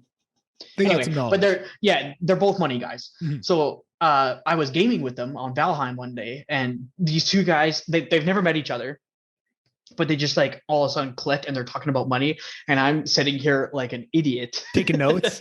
Yeah, I was like, I was like, man, you guys are throwing around terms that I have Yeah, never heard before. yeah. And ROI. so and so that's how we came up with the idea of Money Mondays, where Mm, they kind of try to educate me on money. yeah, And so those are my two mods, is because they're in the chat like almost every night I stream, yeah. and we all like the same stupid humor. So Mm-hmm. Oh, that's important. mm, Well, I'll have to find a couple. I mean, my sense of humor is quite out there. So I mean, I might have to do a little bit of searching to find some people that mm, share my sense of humor, are willing to put up with my ugly face on a couple nights of streaming there. Um, and so then that's kind of the like the overlays and the bots and the mods and stuff. That's kind of mm, the meat and potatoes of running it. Then the other side, like I said, I think people focus too much on monetization in any dream that too early and it kind of kills it. But I'm mm, curious, once you are established and you are, have a bit of a following, there's certain ways to make money. And it seems like donations is one, and then yep. subscriptions is one. Could you maybe just explain? I feel like I don't know. I'm going to pin it on the listeners and say, just explain it for them. But I feel like I don't even fully Yep. understand that. So maybe do you want to give me a rundown of how that all works and how does somebody actually make money when they're streaming? Okay, so making money is very, very difficult I would imagine. Yeah. before your Twitch affiliate. Oh, what changed with the Twitch affiliate? You can have subscriptions, Oh, and oh, you're allowed to accept Twitch's currency, which is bits. oh. And so now once you're Twitch affiliate, Yeah, people, instead of just people donating money, which I've had incredible support and have had lots of donations just from friends. yeah, And that's how I actually got the webcam, because I had streamed for 2 months without a webcam. yeah. Um, and then they donated me enough money to get a webcam. Oh, that's And awesome. yeah, but once you're Twitch affiliate, you can accept subscriptions, Mhm. which once you are subscribed to a channel, you are allowed to access their emotes. Right. That's kind of like the reward for subscribing, and Okay. that's a monthly price. And you said that No, that's set by Twitch. by Twitch? Okay. And what is that amount? Like, how much does it cost to subscribe to somebody? It costs $5 a month to subscribe. Okay. And that's where you get it. And then, so what is a Twitch Prime subscription then? Because I've heard that as well. A Twitch Prime subscription is because Amazon and Twitch. I think Twitch might be owned by Amazon. Right. Um, Most things are. you get one free subscription Oh. to any channel you want. Oh, so everybody with a Prime subscription. So everybody listening right now that has a Amazon Prime could go pretty much just give you $5 a month if they Yes. don't if they never looked on Twitch. Yeah, And for sure. oh, so I definitely got to be a Twitch. What do you call it? A Twitch affiliate? Twitch affiliate. Yeah. Okay, so that's got to be one of the number one goals when I start is Yeah. filling up all those parameters. Oh, that is a big difference. Yeah. So then I think you make 50% of whatever the subscription price is, and there's Mhm. three different ones. It's $5, 20 or $5, $10, and $25. Right. And I have it set up so that you like each subscription unlocks different emotes. Okay. So like $5 gets you the first one, $10 gets you the next one and the first Yeah. one, and then the third one gets you all three emotes. Mhm. And then the other big one is you can accept Twitch's currency called bits, Right. and it's a donation type of thing. Um, how I have it set up is I've got sound alerts, Mhm. which can be turned in for bits. So it's more, instead of people just donating to your stream, they're getting something out of donating. Right. They're purchasing something almost. Yeah, they're almost purchasing something Right. for your Okay. from your stream. Yeah. Right. And so before you're a Twitch affiliate, because you don't have access to those bits, which is Twitch's currency, you can't really do any of those functions, and you don't have the points games, you don't have any of that stuff. So, man, that is such a game changing. Yeah. And you said you've only had that for a couple of weeks now. Yeah, exactly. Did you have a little bit of a party when you finally hit all those things and got your Twitch affiliate? Did you have pop some champagne? Dude, I might have cried a little bit. Hey, there you go. That's awesome. Hey, I love that. Yeah, man. Like I said, like it happened like overnight because I had the viewership. Like I was averaging like 5 or 6 viewers every stream. I had streamed the certain amount of hour, or I think it's minutes. I think it's 500 minutes. Okay. Which is in a month is not that often. And then I think it's 7 different days that you have to stream in the month. Right.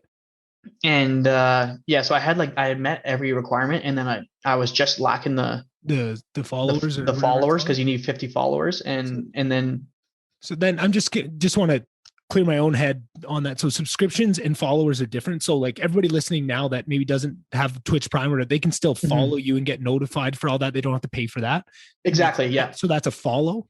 Yeah. So following is free, and all the follow does is that when you log into Twitch and you follow me and I'm live, I'm going to pop up on the left side of your screen. Right. So everybody listening to this in the future on the podcast should log into Twitch, even if they're not watching it live, and go follow you or subscribe if they want to. But I mean, following doesn't cost them nothing. Following is completely free. Awesome. And it's actually a huge help. Yeah, for sure. Well, that's what I'm telling people. Fucking smash that follow button, motherfuckers. Yeah. Get on it. Yeah. So then, you do have the option of turning on and off notifications. So a couple of my buddies have me turned on, and they have Twitch on their phone. So their phone comes up and says, hey, this person's live. Right. Well, that's pretty handy. Yeah, it's a handy tool to have. Sorry, I was interrupting you there. You were just saying, so you were just missing the followers, but you had all the other requirements there. Yeah, so I would and for so long, man, I had every requirement except for the follows for so long, probably a month and a half. Yeah. Oh, that's painful. Yeah. And I was probably gaining 1 follower a stream. Yeah.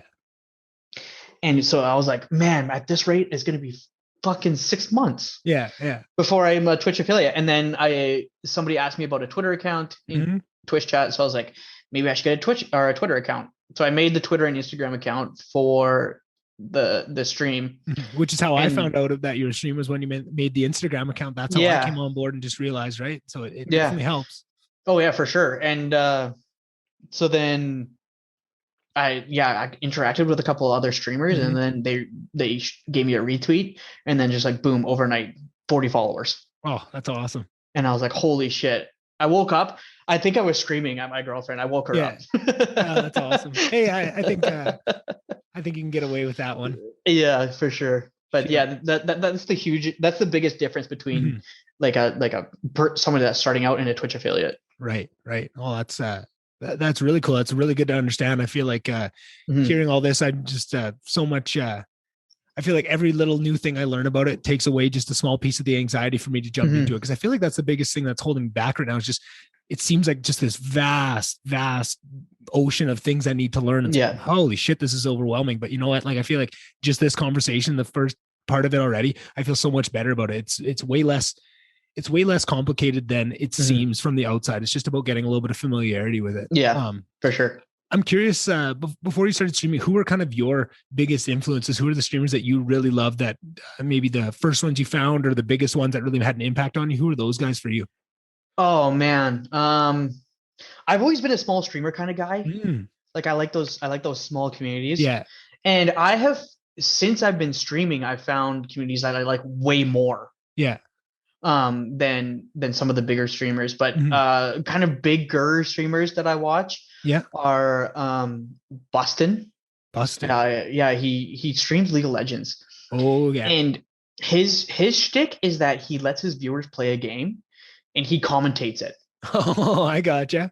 Yeah, so Yeah. it's really fun, and like I've gotten into a couple games, and it's fun to just like sit there and listen to him commentate it, because he's kind of one of those guys that kind of shits all over whoever's playing. Yeah, yeah, yeah, yeah, yeah. Yeah, You need and those guys. yeah, no, it's but he's a positive guy too. And how I discovered him was I was following League of Legends, and he he popped up on my front page Mhm. because of the subtrain thing.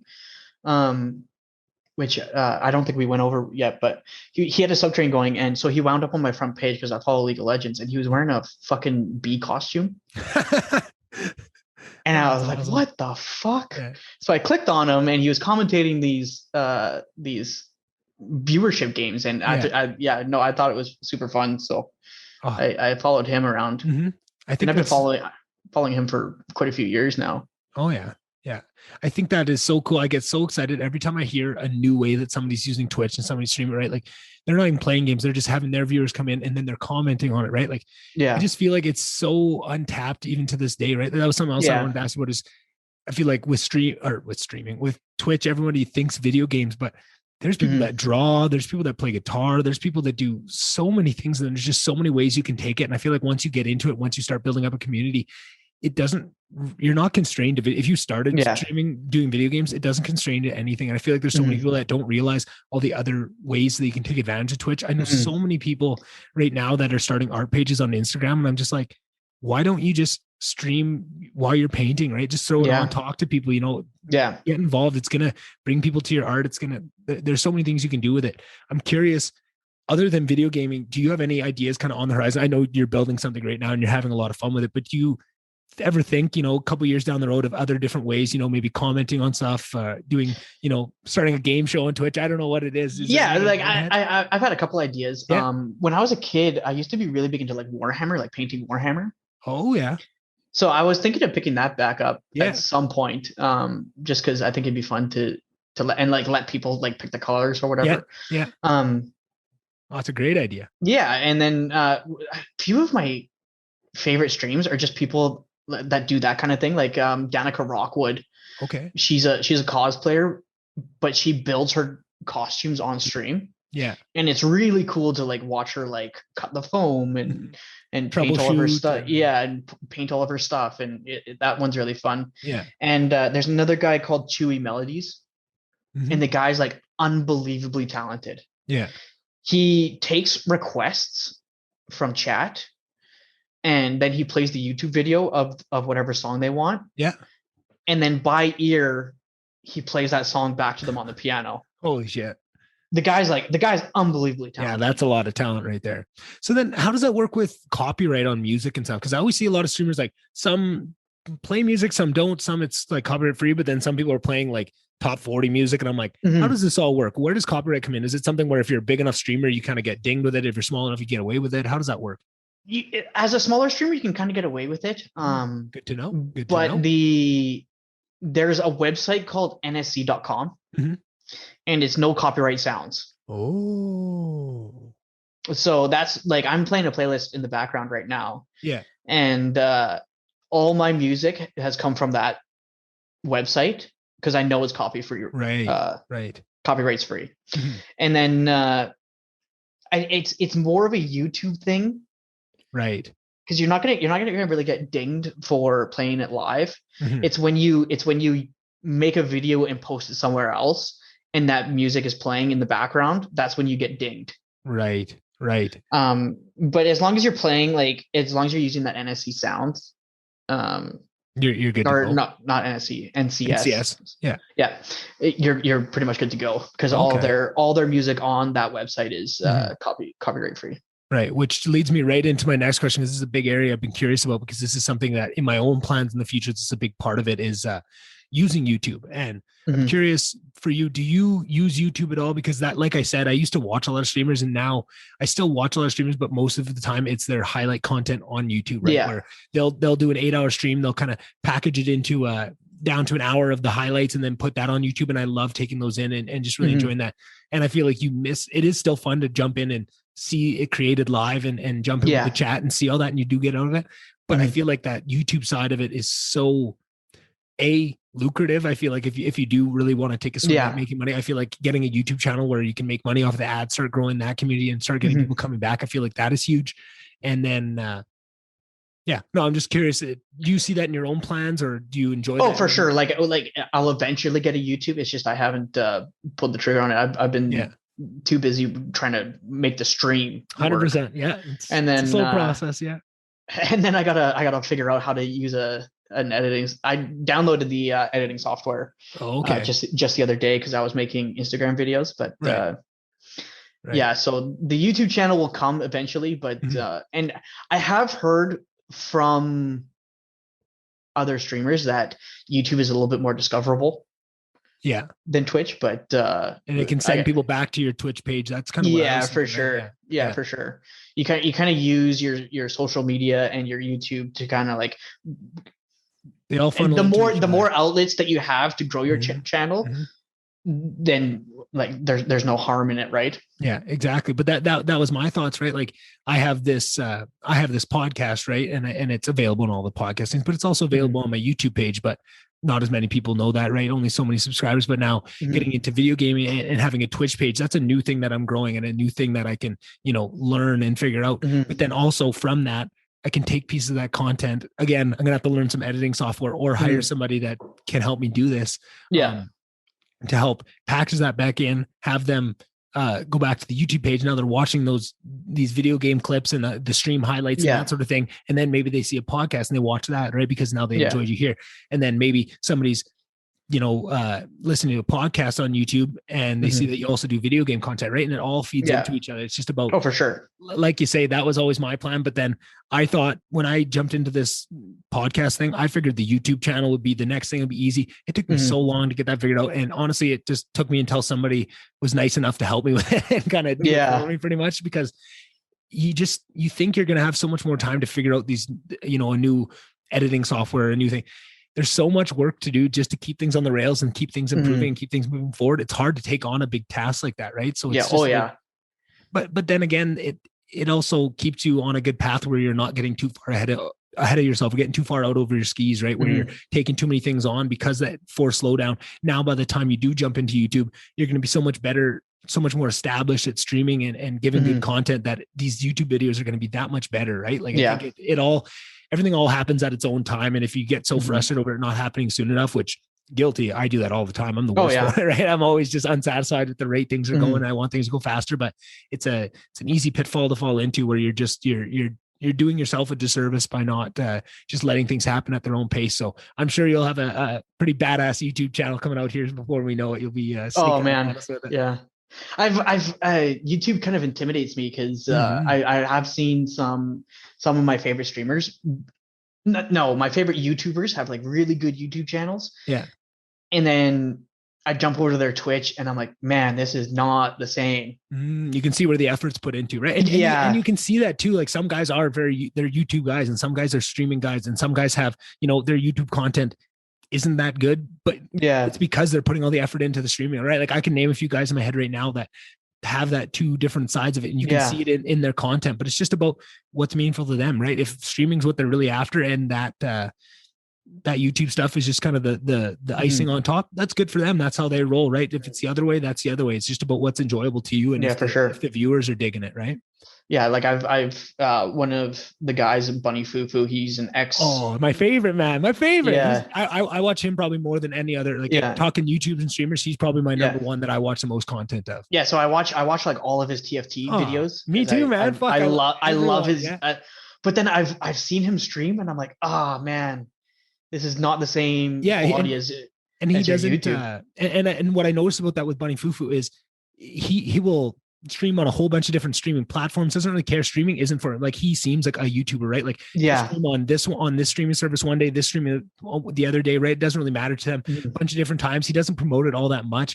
You can tell that YouTube, but his YouTube videos are amazing, right? His Earth content, every time Earth gets out, I get so excited. And for people that don't know, League of Legends has this version that comes out. It was a April Fool's Day kind of prank thing for a while where they just took all the kind of rules of the game, cranked them up to 10, like just made it so it's the most ridiculous just 10-minute games Yeah. of just the most madness, action packed, like no mana cooldowns, no nothing. Yeah. And it's so much fun to play. But what I get more excited for when I see that Earth's coming out is I know that Bunny Fufu is going to have amazing Earth content coming out. Oh yeah. And he goes nuts. You can tell like when the time that Earth comes out to the time that it closes, he's like streams and tries to record videos like 15 hours a day to make sure that even once Earth goes away, he still has content to put out. And just the amount of grind that these guys put in, specifically him, because he's just so funny and so talented and so, oh man, I could talk Bunny Fufu forever. I've tried to get him on the podcast about 6 times already. I'm always in the comments of his YouTube trying to get him on here. One of these days soon, he'll be sitting across from me here doing the same thing. Maybe he'll stream it live. Who knows? Oh fuck yeah, that'd be sweet, man. Yeah. Oh man. And then I've got one guy off the top of my head that does streaming and YouTube really well. Is I'm a Cutie Pie. Oh yeah. But he's OG as fuck. Yeah, he's OG, man. Yeah. But like what intimidates me about the YouTube is he's actually got a guy that sits there and watches all of his content and edits for him. Yeah.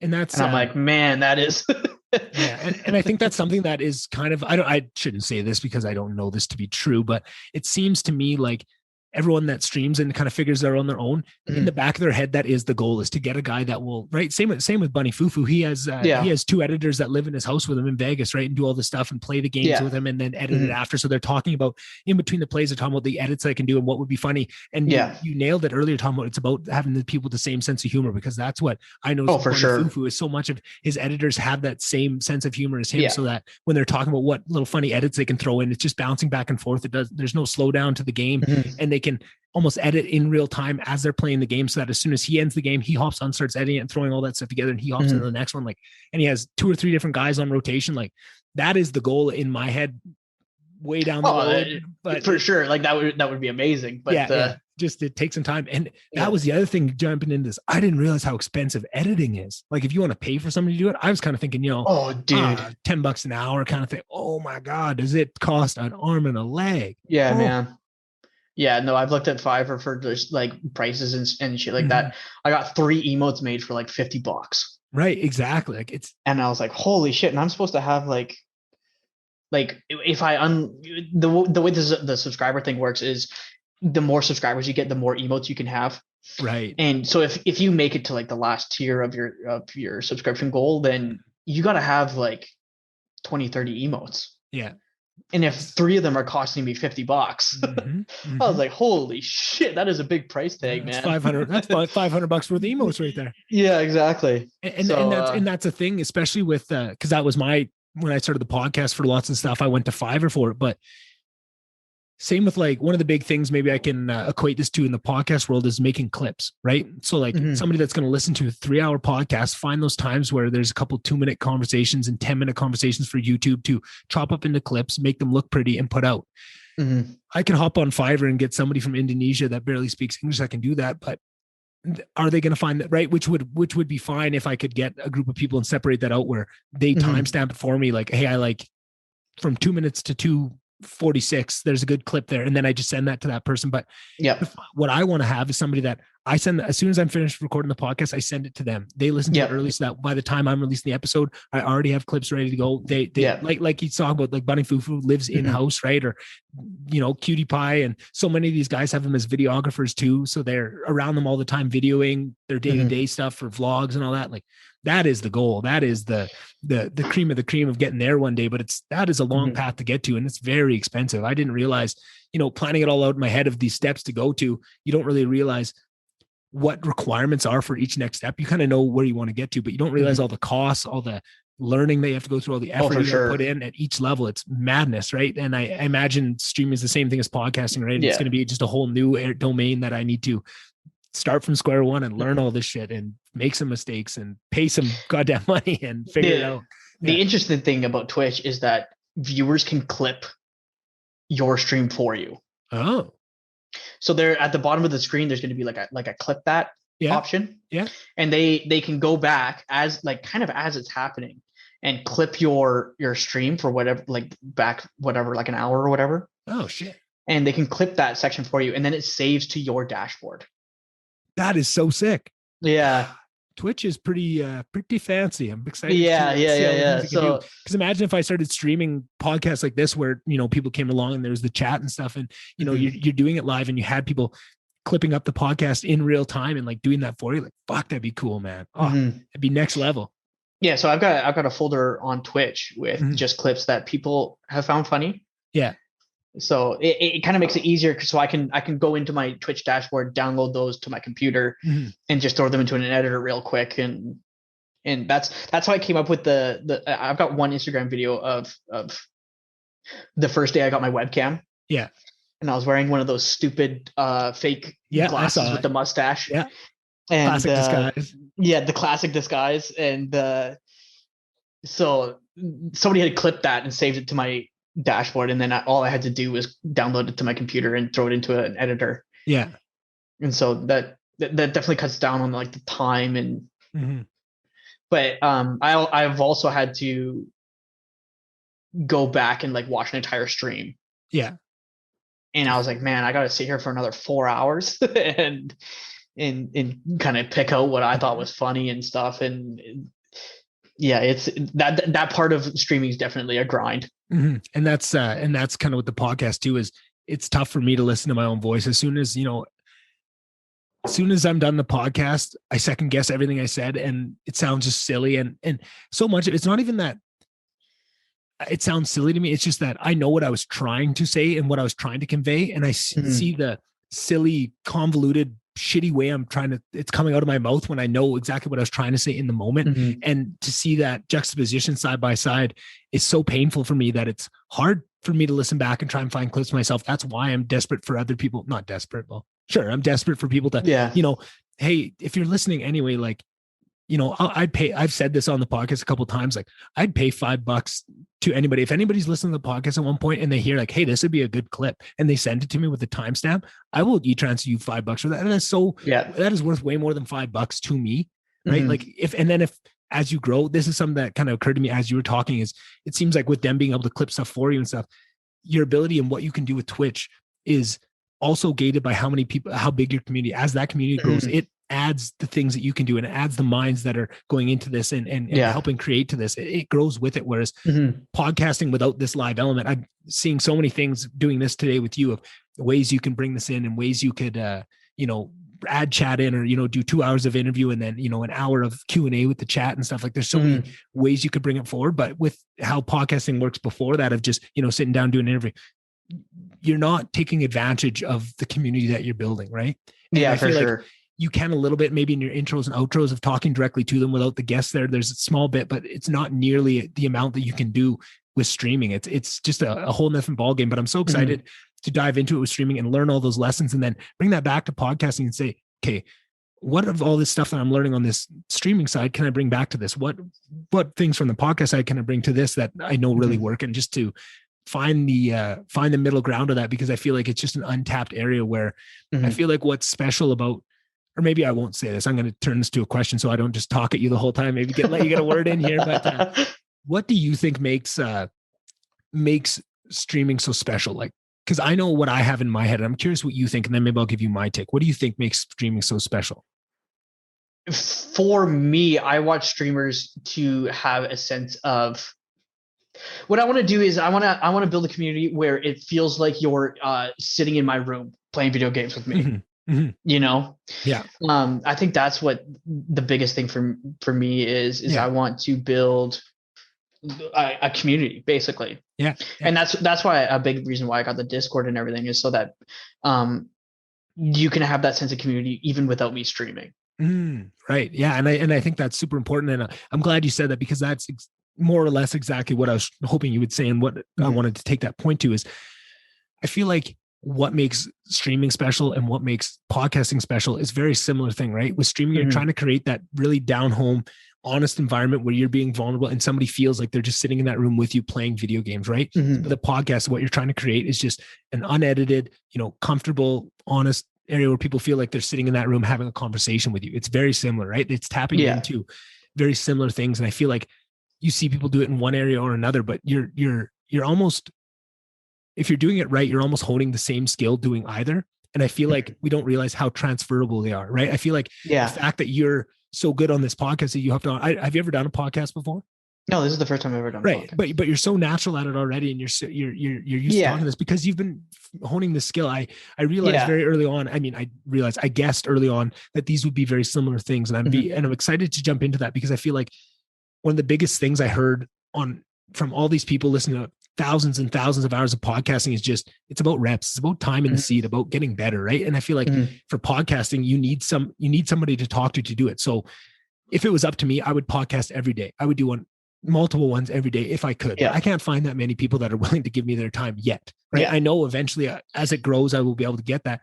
But now I'm trying to think of how can I grow this skill at a rate that I want to, right? If I have streaming and I feel like it may not be exact same, but you're holding some of the same skills. And now I can do that whenever I want.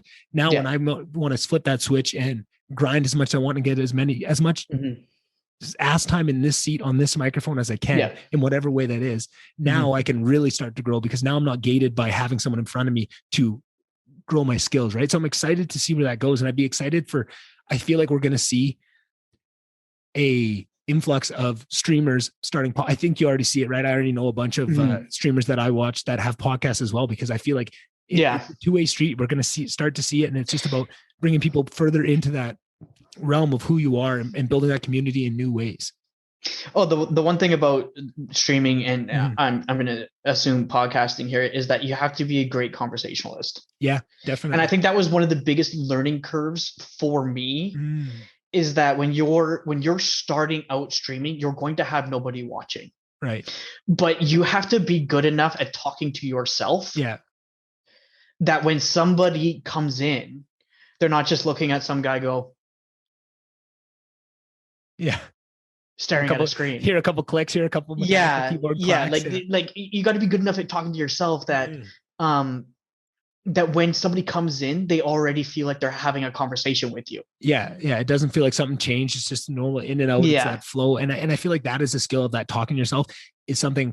So a couple of weeks ago, I don't know, maybe 3 or 4 weeks ago, I did my first solo podcast where for an hour, I sat in front of the camera, staring at myself and just talked to myself for an hour. And it was so painful. It felt awkward. It felt terrible. I feel like I was second guessing in the moment what I was saying. And it just felt icky, for sure. But I knew I had to do it.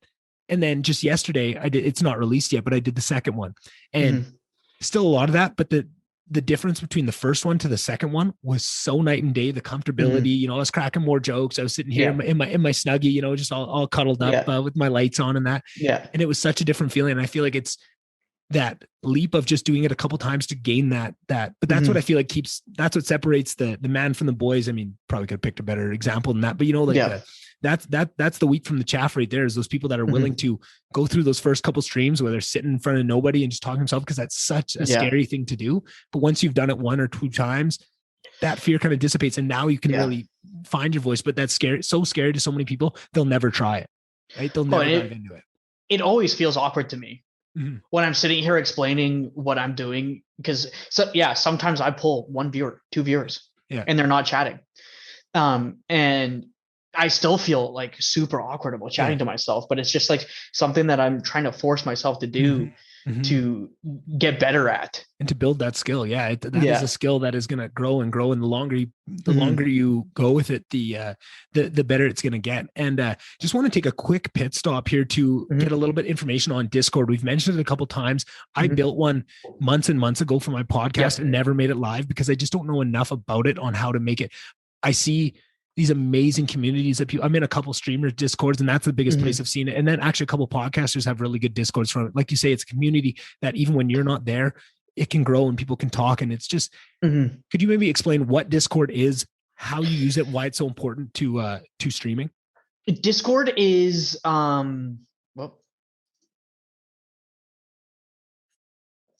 Discord is, I'm going to pull it up on my my screen there. I'll pull the stream over so I can see it. So then, so this is my Discord here. So obviously I've got 15 people in here. And just like, I've got different text channels where people can post stuff. Yep. So I've got like a Bloodborne game chat, Sea of Thieves, WoW, Minecraft, Valheim. And we've got people post memes about Valheim and stuff like that. Yeah. Just in there. And then you can also use it as a voice channel. Yeah. So people can use those voice channels to talk like we're talking. Mhm. And the way I had always used Discord before streaming was I'm in a WoW guild. Mhm. And so we use this for like doing things together in the game. Like Right. if we're Finding doing things out. arenas or if we're doing a raid or whatever, we Mhm. use that as voice communication. Right. So that was how I became aware of Discord. And then I've also be this was my probably my biggest influence was my WoW guild, where they've got different like um different sections where you can post different things. Mhm. So then I was like, oh, I could probably do the same thing, but just for Streaming stuff. but just for streaming stuff. Yeah. Oh yeah. That is that's huge, right? And I feel like that was something for years of listening to these podcasts. I'd be, very jealous of some of the conversations they'd get to have, and I'd be very jealous of the community they're creating, and you can't really interact. And then I found, having a Discord with other people that love this podcast or this streamer as much as you do, so you have something in common, then to be able to create that community and to talk to them. I would have, if I found a Discord for one of the podcasts that I was listening to, 4 or 5 years ago when they were smaller, I'm sure some of the Discords I'll hop in now for my favorite podcasts. It's so huge. You can't even, I feel like you can't even break in it, but I would have been like a kid in the candy store if you gave me that opportunity. And then to think about building that myself, I'm curious to learn more about Discord and be able to do it right. I just didn't make it live because I didn't want to half-ass it and just be like, here's my Discord, but I don't really know how to do it. Hopefully people come in here and make it something special, right? And I feel like maybe there'll be a point where I can get away with that. But at this time, I think I'm pretty small, and I feel like that'd be, I think it would fall on its face pretty good. But I like that I've already created it. It's there so that when I can start streaming, you have it and you can build off of it. Cause I feel like there's so many good ideas that can come out of it. So much community, and it just makes it more special because like we talked about, when you're, doing new emotes and figuring out overlays and stuff, so you're excited for the next podcast. There's also viewers that are talking and creating community. So they're excited to hop on it and talk with these friends live on stream with you, right? Like the place that brought them all there. It's just adding ways, it's value adds for the product that you're creating, which is your content, right? And I just love the idea of that. I think about that all the time on my podcast. What are value adds that I can make so that not only are you getting, 3 hours a week of conversation that I hope you get something out of, but what are some other ways I can do, right? Like I really don't like social media. It's not one of my favorite things to do. I don't really like being on it, but I know it's important for growing the podcast. So I try and make that value added. Like, can I share things that are very interesting to me? Can I take it serious enough that it's always adding something to people? So I don't feel like I hate following someone, even if it's someone I really like and they're just posting, promotional stuff all the time. It's such a drag. It's like, why am I following you, right? Like it's that balance. It's that. Yeah, it's annoying for sure. Like I've always hated posting on social media. I'm not going to say that I hate social media, but I hate posting. Me too. I'm a background guy on social media, but then doing the stream, I was like, man, I guess it's going to be something that I have to do to try to grow this thing. But that's another one of those areas where you just hope you can get to a point where you can hire somebody to do it for you. And for sure. Media. It'll happen eventually. What I like about Discord is I found it's given me the ability to turn the casual viewer into more of a loyal viewer. Right. Like it's given me the ability to create more of a community so that they want to come back more. And just every Monday I post in the Discord, like, hey, remember to come hang out tonight at 7:00. Yeah. And I found that avenue has turned some of my more casual viewers into more into people that come back every week. Right.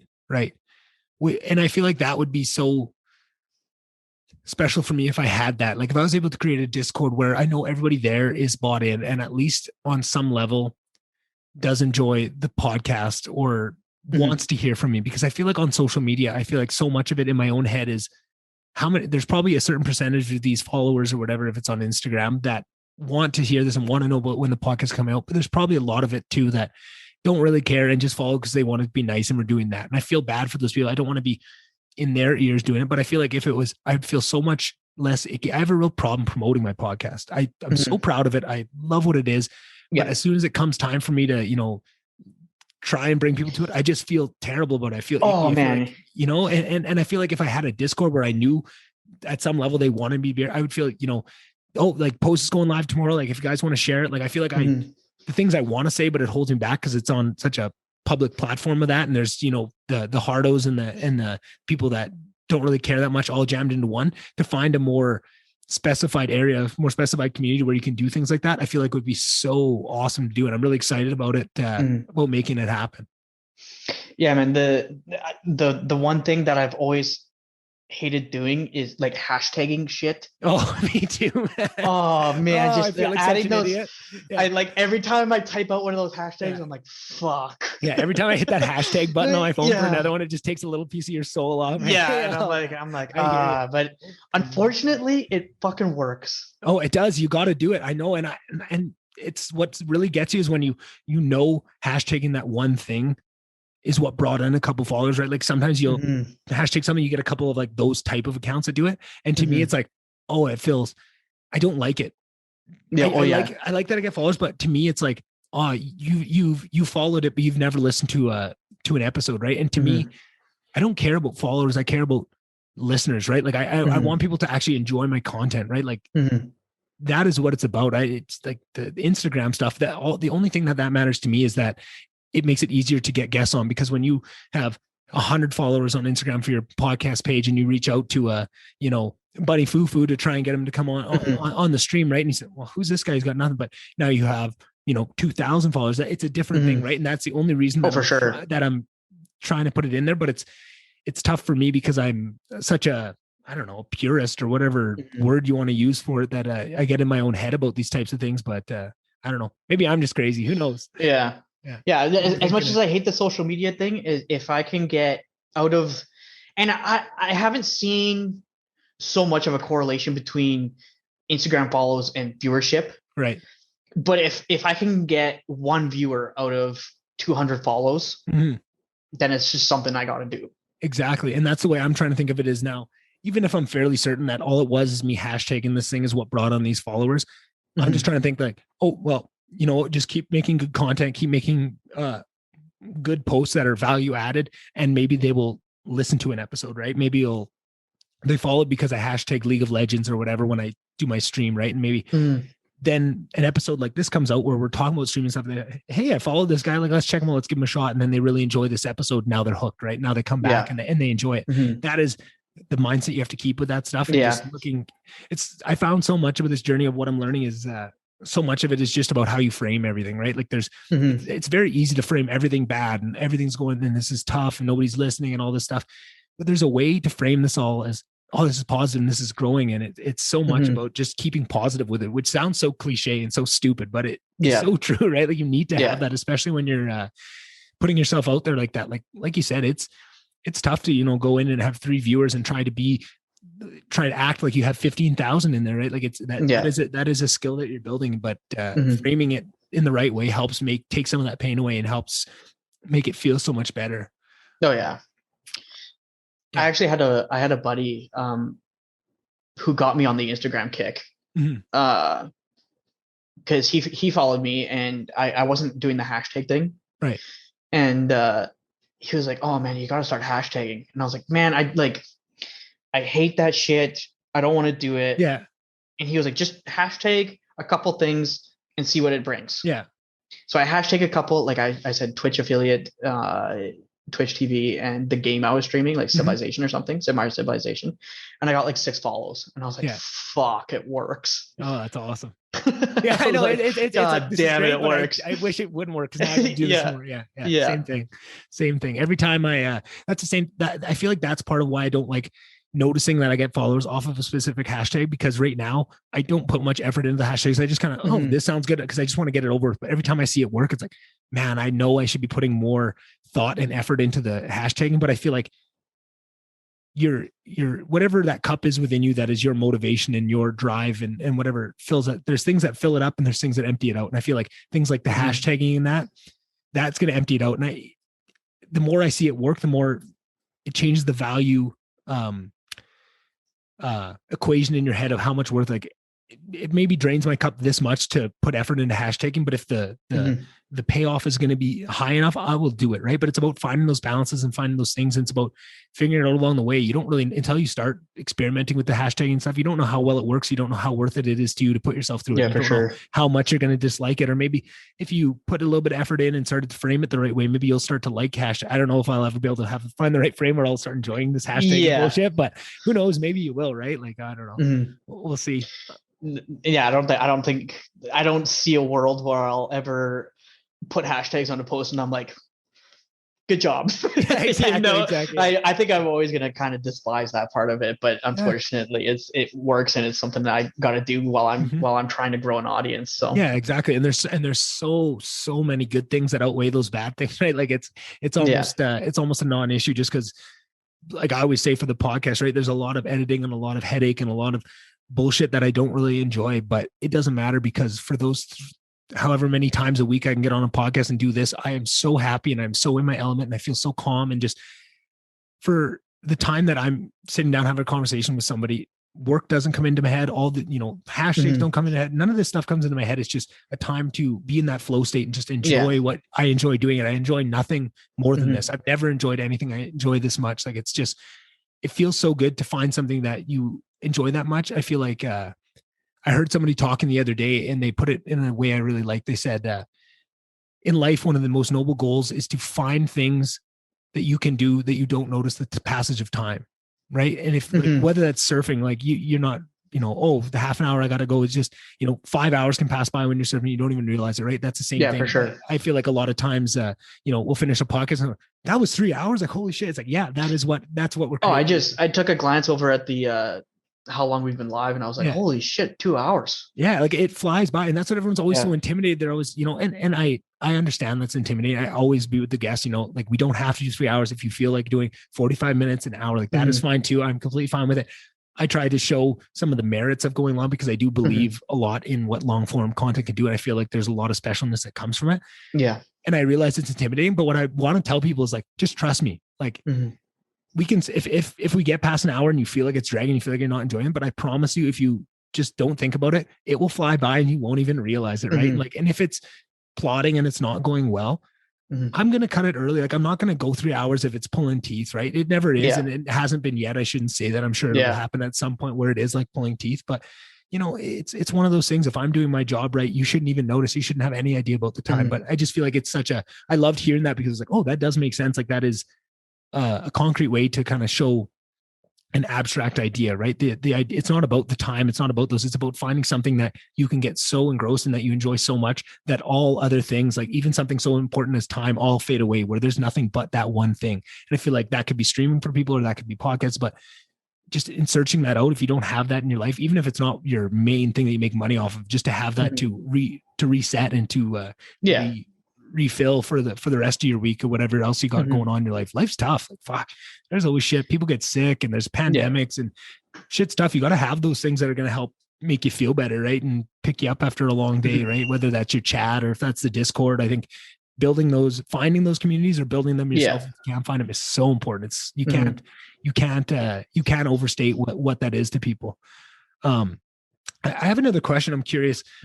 You were enjoying streamers, and I've talked to a couple people on this podcast that have been in certain things where this topic first came up was with I don't know if you met Kyle Cuggy from Lister there. I don't know if you ever knew him, but he went into he's been on this podcast a couple of times, and he went into DJing, right? And he was DJing some big sets, right? He did Scream in Edmonton one time and did a couple bigger shows for Bodang or Boudang or whatever that thing is. But what he talked about, or maybe it was another from a song, but was he was huge into the EDM scene and going to shows and stuff. But he talked about the difference of once he got into it and started to do it himself, of what the different things, he still enjoyed going to shows, but he would enjoy them differently. He'd be listening to the music differently because he's understanding what's going on in that DJ's head. I'm curious for you, how you used to enjoy watching streamers. Has that changed at all to how you enjoy streamers now that you know how the sausage is made, and the things behind the scenes that are going on? Do you think about it differently, or do you enjoy it very much the same way you did before? Oh, dude, like it's drastically changed the way I look at streamers. Like before I looked at one of the guys I follow, is Nick Merckx. Oh yeah, he's good. He's good stuff. Yeah, he's got a phenomenal podcast. He's got a phenomenal stream because he has the ability to take 50,000 people watching him and make it feel like you are in the room with him. Yeah. Which is like now that I've been streaming and seeing how hard that would be to be able to converse with yourself, but in a way that it sounds like you're having a conversation with him. That is a huge talent. And I'm just so impressed every time I watch him now. Yeah. Cause I was never a big Nick Merckx guy. Cause I was never like a big Call of Duty guy. But now I watch him like all the time. Cause I'm like, this guy's a talented streamer. You know what I mean? And now I can appreciate who is good at streaming, not just who's a good gamer. Right. Because before I was looking at it like, yeah, this guy's a good gamer and he's entertaining. Right. But now it's like this guy's a talented streamer. And I've noticed a big swing in my thoughts of this guy's good at streaming versus this guy's good at gaming. Right. Right. Yeah, I think that's the biggest mindset change I've had.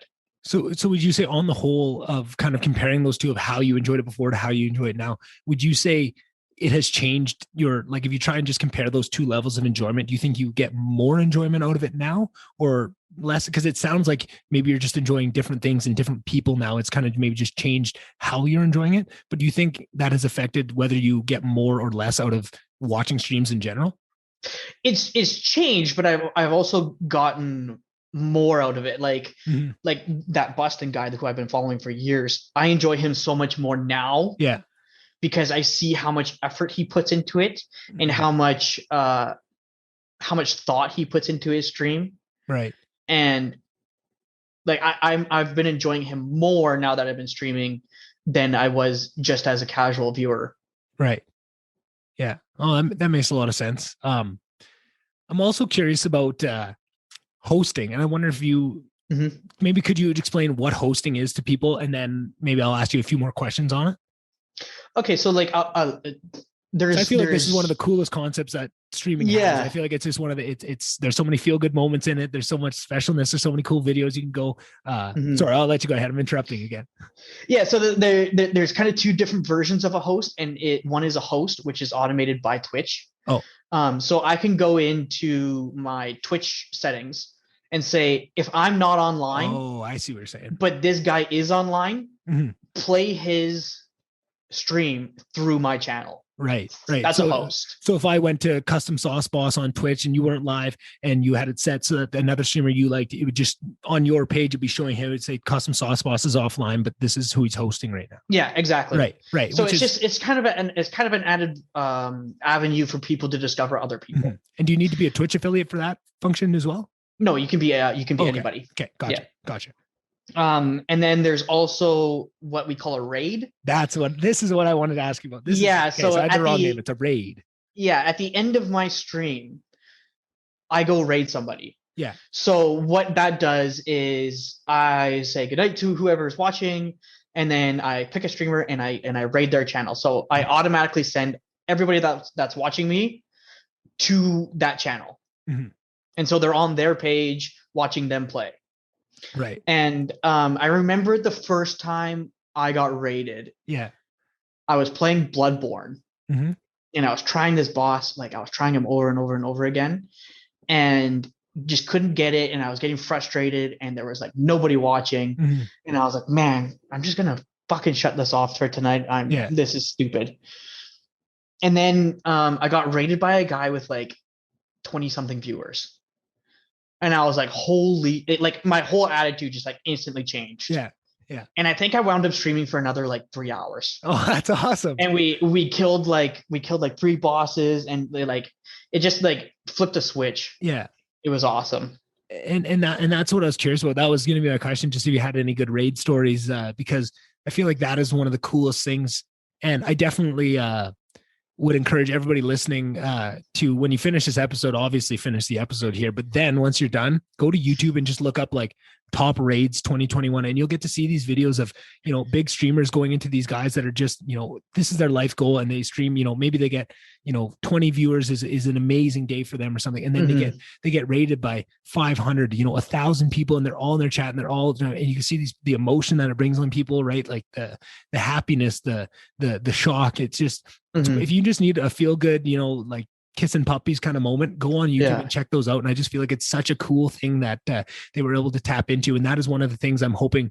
I feel like I'm one of the biggest pieces of trying to build a streaming channel is just so that I can raid people, because I feel like it just such a cool thing to be able to do for people, especially because everybody that has built up enough momentum to make a raid be meaningful. They know all the blood, sweat, and tears that goes into these smaller streamers. They know all that effort, you know, 4 hours of building overlays and stuff. They feel all that. So when that emotion comes out, it means so much more than, I feel like it's one of those things where it's obviously impactful, but there's so many layers to it, right? If you have more understanding of it, you'll be more impacted by it, right? And I feel like if you really understand what rating can be, it's such a cool, thing. And I'm excited to participate. I mean, hopefully I get some cool raids too. That'd be awesome. But I'm more excited about doing it the other way. Have you had any experiences where you were rating anybody else that you had some a cool reaction or anything yet? Or I'm not quite at the viewership where it would be like a whole bunch, but like, I've rated a guy a few weeks ago with like 18 viewers or something like that. Yeah. And he'd only had like 6. Yeah. So his viewership went from 6 to 24. And now we're like good buds. Like, like we hang out in each other's chat and stuff. So the rating aspect is kind of cool in that way. I would love to get to the point where, because I have been doing this grind. I shouldn't call it a grind because I enjoy doing it. Yeah. But this grind that of putting in work every day and trying to slowly put it up, that it would be cool one day to try to kind of give it back to to somebody, just to, even if it's just to tell them to like keep going, man. Keep doing what you're doing. Yeah, because that is so meaningful. I think, again, taking it back to stand-up comedy, because it's so impactful to me, and I listen to so much content on it. You hear so many of these comedians talk about, almost every big name comedian can all name 3 or 4 times when they were early in their career. And stand-up comedy, I think, is the epitome of all these things we're talking about, of the ups and the downs. And you get, I don't know if there's any dream you can chase that's going to give you a shit kicking like stand-up will. And I feel like that's why it's so special, because you know somebody come through that is a very special person.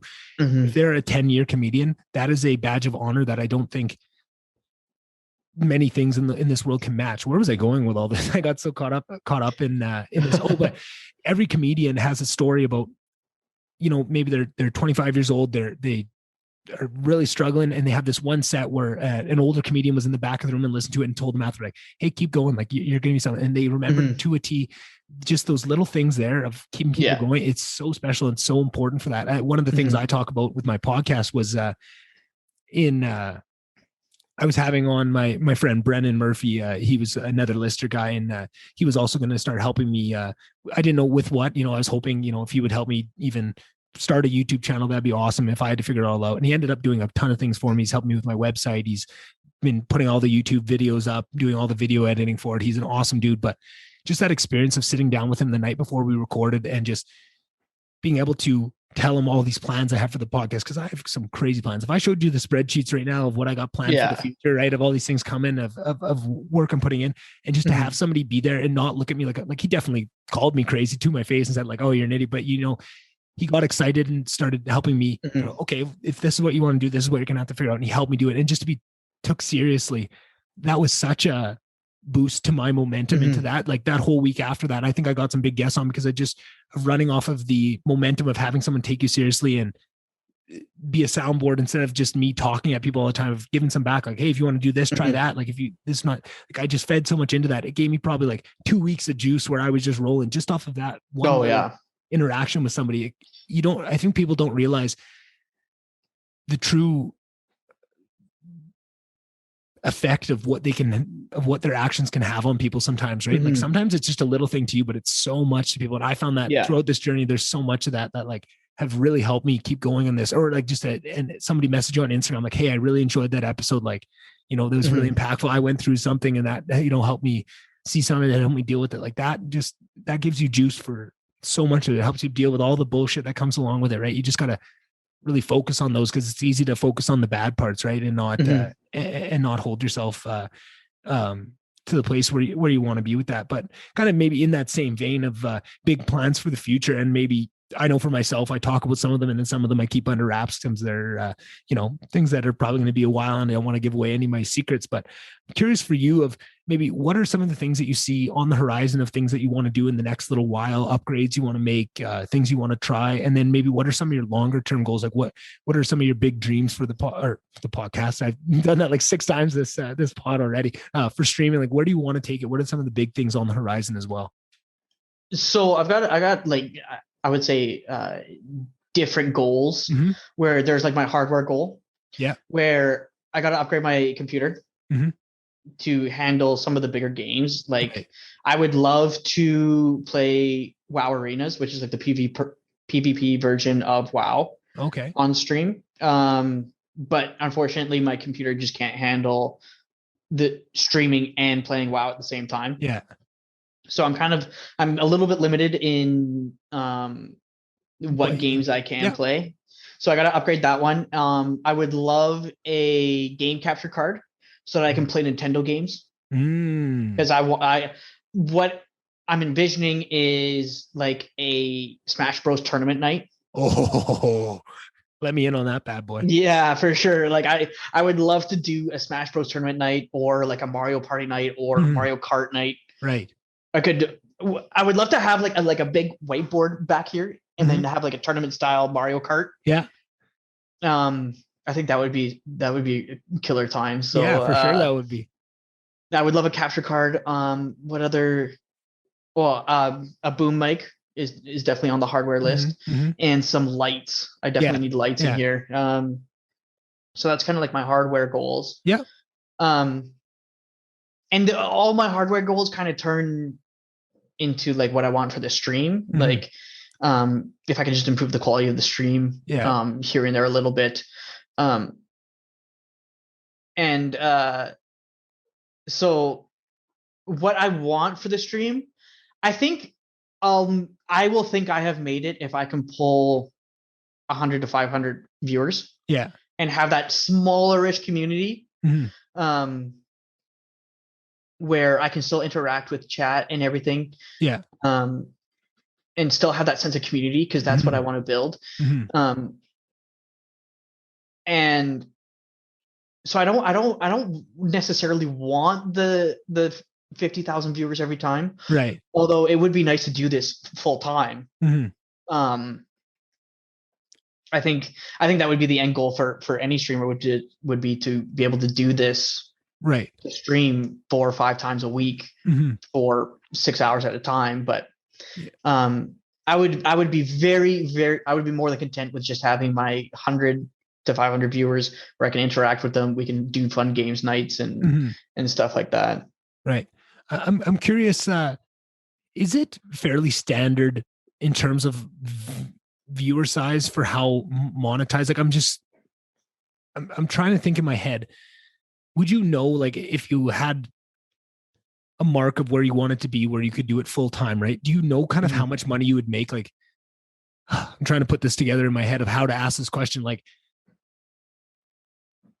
if you had a ballpark number in your head of how much money you wanted to make for you to be able to do this full time, is there like an amount? How easily would you be able to kind of guess what kind of viewership and what kind of interaction you would need to make that amount of money? Or is there somebody that like has, consistently pulling in 1,000 viewers a stream, or multiple people that are consistently pulling in 1,000 viewers a stream, but have very different monetization levels of those 1,000 viewers? Or is it pretty standard? Like, if you're getting this much viewers, you should be able to make about this much money? Or is it kind of just a crapshoot on that?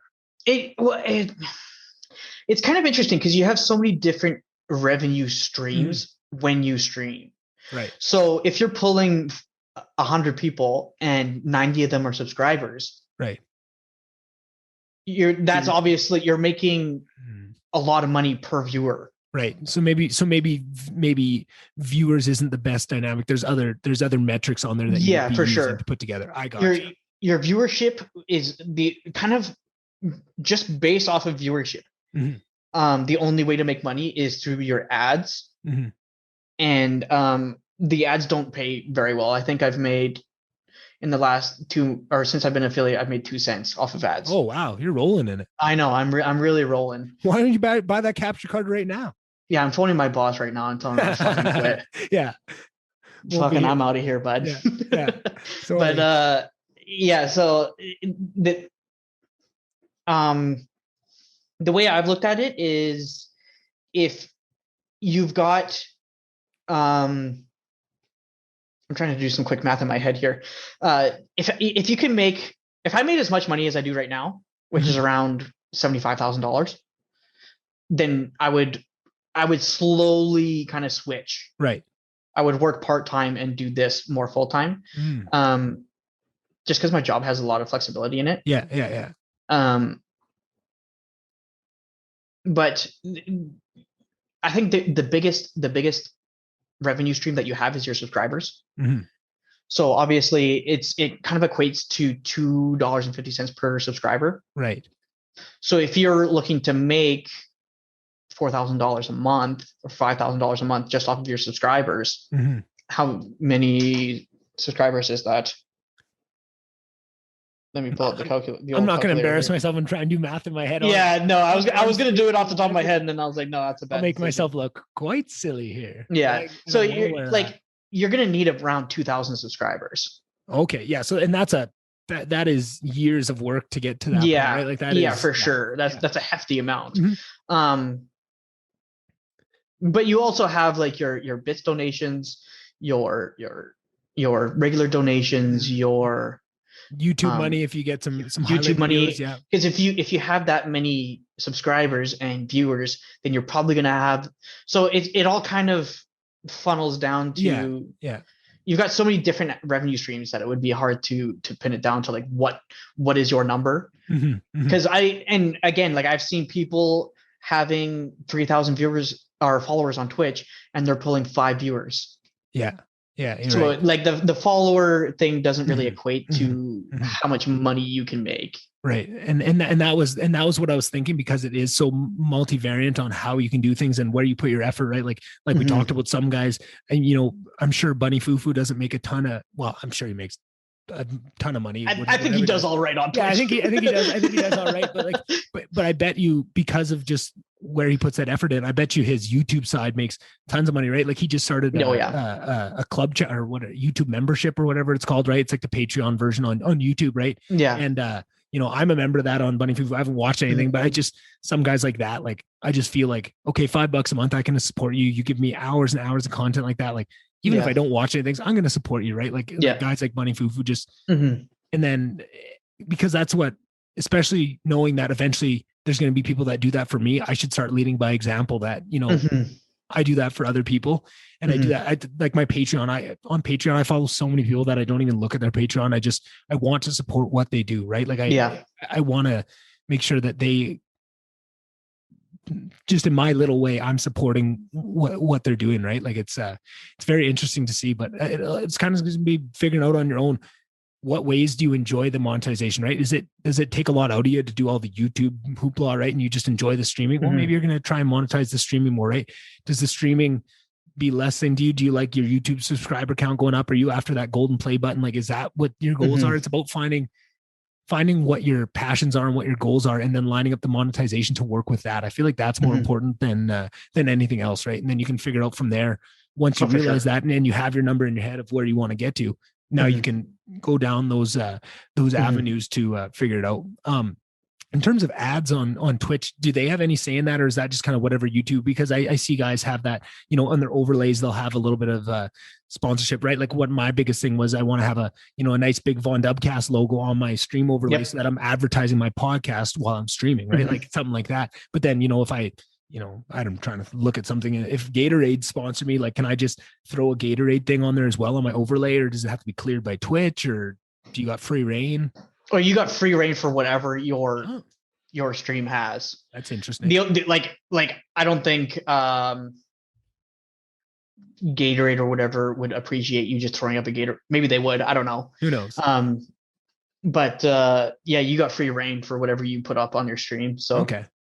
They really let you go loose on that one. Well, that's awesome. And then, so there's nothing stopping you. Like, so right now, have you, maybe this is a better way to ask this question. Have you looked into doing anything on that? Because to me, it seems like a lot of times there's areas where ad money is gated by, you need to be a certain size to get ad sponsorship. I feel like podcasting and maybe streaming, if this is the way it's set up, are kind of the different thing. Like right now I could go to, back to my hometown of Slave Lake and find some business members there and probably get them, hey, do you want to advertise on the podcast? And I could do that. Right. And I could push on it.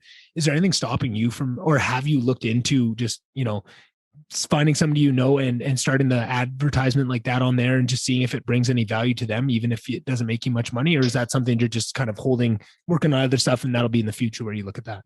That is one thing that I'm actually in the works for right now. Oh, cool. I got contacted by a gaming clothing company. Oh shit. That's big boy sponsorships. Yeah. To me, it is. Basically all it is I don't get paid at all by them. Get but some swag?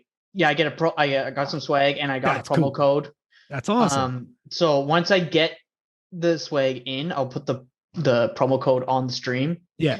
And then whoever, if they go to that website and they buy anything using that promo code, I think it was 20%.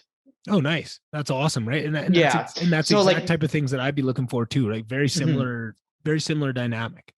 Yeah. So you can monetize your stream that way as well. And that is way more in your control of what you want to do, right? And what you can bring in for yourself. Right. And I feel like for some people, if monetization is a big goal, they could jump to that right off the start and be monetizing it from day one if they want to put the effort in on that. But I think for some people, maybe that's not their big goal, and they want to get more enjoyment out of the streaming itself, and the monetization kind of comes second. So it's kind of up to you with what you want to do with it. Hey, that's interesting. I find from what I'm hearing, go ahead. One of the things that Streamlabs does really well is they have their own store where they can just slap your logo on pretty much anything. Yeah. And I was throwing that idea around with one of my mods. I was like, hey man, like, what do you think about this one? And I kind of dug into it a little bit, and for free, I can put my logo on hoodies and mugs. Yeah. So I was like, maybe down the road we'll do that one. And then they have a paid service where I pay them a monthly fee. And then I can put my logo basically on anything. So like snapbacks, things like that. And like I was browsing through some of their merch and just like kind of playing around with it and slapping the logo on different things. And I was like, damn, this shit's pretty fucking cool. Yeah. Like I would rock the shit out of a snapback, man. Nice CustomSauceBoss. Yeah, there you go. Logo on the top. Hey, I'd rock that shit too. I'll rock it on the stream. Get some cross advertising going. That's a great idea. I love that. Seems like from this conversation, it seems like Twitch is very good at building community. Just certain things like the rating function, the a bunch of stuff just kind of rings true to me as they really understand the value of building a community. Do you think that's where Twitch excels? And I'm just kind of curious, maybe there's some other things where you see as Twitch's competitive advantage, say in the marketplace. What other streaming services are Twitch's biggest competition? What kind of areas of expertise do some of those have? Maybe where they even outshine Twitch in some areas? Maybe just give some people listening an idea of maybe what's out there in terms of streaming, where if they're not on Twitch, they could check something else out, or what would be the decision-making process if you wanted to jump into it? I think Twitch is like head and shoulders over everybody else when it comes to live streaming. And I do remember even, I think it was Mixer or something, tried to pull Ninja. Yeah, they paid him a crazy amount of money. They paid him a crazy amount to stream on their platform. And then the platform folded. Yeah. He still got paid. Yeah, he still got paid. But like, that's what I mean. Like Twitch is just like that much higher than everybody else. That it's like, even if you pull these big streamers over, they're not really going to succeed all that well. Right. Although I have seen a lot of streamers stream to Facebook. Okay. Facebook has live streaming. Yeah. I've seen quite a few of them. I I haven't seen like a big streamer go to Facebook or anything like that. Right. They've usually got like a couple hundred here and there. Disguised Toast was a TFT streamer that I was following that switched over to Facebook, and just the harassment he took. Like, for some reason, the community and the chat function on Facebook, because I think just people pop in, was volatile. Like, I watched a couple there. It was like very different community going on there than it was other places. I feel like Facebook as a live streaming is way more toxicity, just because you're reaching huge audiences that don't necessarily like going to watch a stream. It's kind of popping up to anybody. Yeah. You know what I mean? They're not like, when people go onto Twitch, they're going to Twitch to watch something. Yeah. Whereas on Facebook, like, I've seen things where it just pops up because they're there, and I'm like, I've even been scrolling through Facebook and I'm like, why is this guy on my page? Yeah. So I think Twitch has a better community sense than Facebook. Yeah. And I think their other big competitor would be YouTube. Yeah. And I feel like there's some people, if you have a huge YouTube presence already, you might get a couple more competitive advantages by streaming with YouTube. They probably will bump your shit up in the algorithm, I'm sure. Yeah. All these type of things, right? Like, that's where I see one of my biggest, probably maybe other than Bunny Foo might even be bigger, right? Like, lately I've been listening to all Bunny Foo stuff, maybe a little bit less of that, but Noah J456, I don't know if you've ever heard of him. He was a big Call of Duty Zombies YouTuber, and now has branched out into all these things. He's huge, but he's a bit one of those guys where his YouTube videos is his main source of income, right? He's got a couple YouTube channels, but then I think he made the decision to leave Twitch and stream on YouTube for that reason. I think knowing that he would lose out on those other things, but because he was so tied in and YouTube was his number one income stream, he decided, like, I know I'm going to get less viewers, less promotion, less, of the natural Twitch ecosystem that's going to help you along. But he made that decision to go with YouTube for that reason. I feel like that's interesting to me to see that, right? Especially because, I, with talking about, having the podcast on YouTube and YouTube clips for the podcast and that, and trying to bring people over, I think it would behoove me to stream with YouTube for some of those other goals. But I feel like losing out on that community base and what Twitch is and what makes it special, I feel like is so much more worth it to me that I think I've already made the decision. I could probably be swayed if somebody made a really good argument, but I think I've decided to go with Twitch because of all those things in that community building. And I feel like that is so much more important than any monetization scheme in terms of long-term success, that, it almost seems like a no-brainer to me. But I'd be curious if anybody listening has, a different opinion on that. I'd be very curious to see what people think and what people's perceptions of these other streaming services are, or maybe all I'll get is, don't be an idiot, go with Twitch, right? I feel like that's the response I'm going to get is that.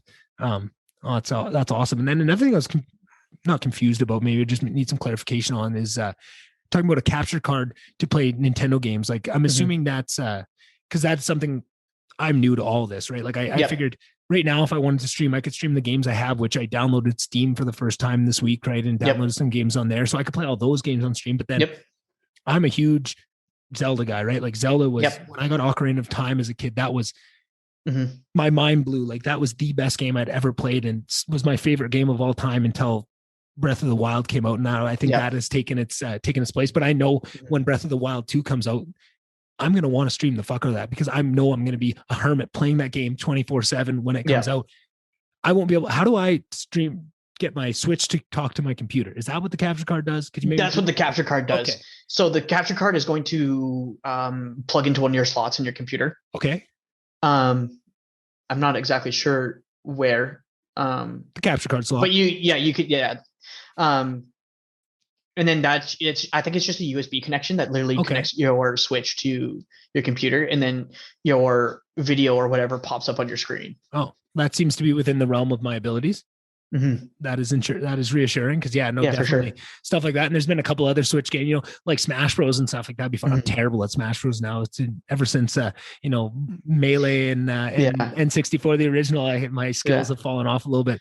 Well, I don't think it's my skills. I think everybody else just got a lot better at it. I've seen some fucking streamers stream Smash Bros that do it like hardcore, competitive, and they're doing shit like that I've never even seen before. I'm like, I didn't even know you could do that, man. But yeah, I remember back in university we used to play the shit out of Smash Bros. You We got it. played that. We played that in Mario Kart all the time. It Burial was like, cart. yeah, Oh, good it was. times. We had a floor Wii. And we put that on the TV, Yeah. and there was Mario Kart was going all the time. Yeah. Oh, So so much fun. So much fun in the old in the good old days, right? Just playing yeah, burial carts all night and skipping class the next day. Oh, take me back. Take me back. That was the last time In I got Mario to. Kart you got to pull over because you can't drink and drive. You can't drink and drive. You got to be stopped. Do you slam the beer right as the race starts and then try and play catch up, get the good power ups, or do you do the whole lap start before or try and get a good lead and then stop before the finish and chug your beer? I'm a firm believer that you just got to slam that bad boy. Me too. Me too. I think that's a competitive advantage if you're good at chugging Yeah. beer. You're going to do better in burial carts. That's just the way of the road. If you can slam that beer and be in 8th place, but like not that far behind, then you're gonna get those golden stars. You're gonna get the blue shells, and you'll have no problem catching up. Oh, of course. Oh man, I'm excited. And this is so much of like the nostalgia play is what I'm excited for. Like I'm so excited to do some playthroughs of like Ocarina of Time, like that game that was so impactful to me, was my favorite game. And just to show people, I'm sure there's going to be tons of people that will be reliving it with me and going through that. But then there's going to be people who have never even seen this, and just to do a playthrough and be able to talk through my emotions of what this was and tell all those old stories of playing as a kid. And, like I remember having this one babysitter that used to watch us, and he knew the game and had beat it. Right. But we're, 7, 8, 9 years old, right? And we don't really even know what's going on in the game. We can't read. We don't know what's happening in terms of the dialogue because we can't read at that point, right? And you're and you're just trying to figure this game out. And then he would come home and get us through the water temple or do something crazy, and we'd just be in awe of this guy. This guy was a god to us because of his skills at this game, and we were just trying to figure it out. But it was so much fun, even not knowing what was going on, and just there were certain things we could do. So we'd restart the game and play to the point where we could get stuck. Like I think we could, beat the first temple or beat the Deco tree and maybe get into Hyrule and stuff. And then maybe the second child dungeon, but I don't think Jabu Jabu was on our plate when we were that young. I think we needed help with that. But just to talk through that and then to have played it at times being older than that and to now experience it at all these different times in life and the remakes of it, I feel like I'm just so excited for. That's just one game. There's hundreds of games that I'm sure you could go through that same process with, and just to be able to take people that are part of your community back through that of your childhood of your gaming. I feel like I'm so excited for that too, of just all these different ways that streaming is going to be exciting and what you can do with it. I'm just so pumped to try it out, especially after talking to you, because I feel like I was way more worried than pumped before, but now I'm getting back to more pumped than worried. Yeah, for sure, man. Like, I mean, you're never going to know what it's like until you jump into it. So Exactly. It's definitely a different experience than what I expected it to be. Yeah. But it's been more exciting than nerve-wracking. So yeah. What were some of the things that maybe surprised you most, or maybe that you just didn't see coming? I feel like, especially with some that you probably thought about for so long before you actually pulled the trigger, what pieces still surprised you along the way? Oh, I've got a very specific story with this. We were making Sims because we were building a community in Sims where it's like I was making viewers, like whoever wanted to be made in the chat into a Sim, and then I was just gonna let them run amok in the Sims game. Yeah. And we were just, some of the interactions are just, oh man, it was painstakingly awkward because one of my viewers made a guy with like a bicycle helmet on and just like fat, and then we made him like a womanizer type and he just looked grotesque. Yeah. And then just the types of viewers that you get, like we had this autistic girl pop in, and just like sweet as can be, but just not the vibe we were kind of had going. Yeah. And just like she made me make her, but with like all purple, like she had purple hair, purple lipstick and stuff like that. And it was just like the drastic swing in like moods that people can have in your chat. I was not expecting that, man. Yeah, it can change on a dime, hey? Yeah, for sure. So cool. it keeps you on your toes. Yeah, yeah.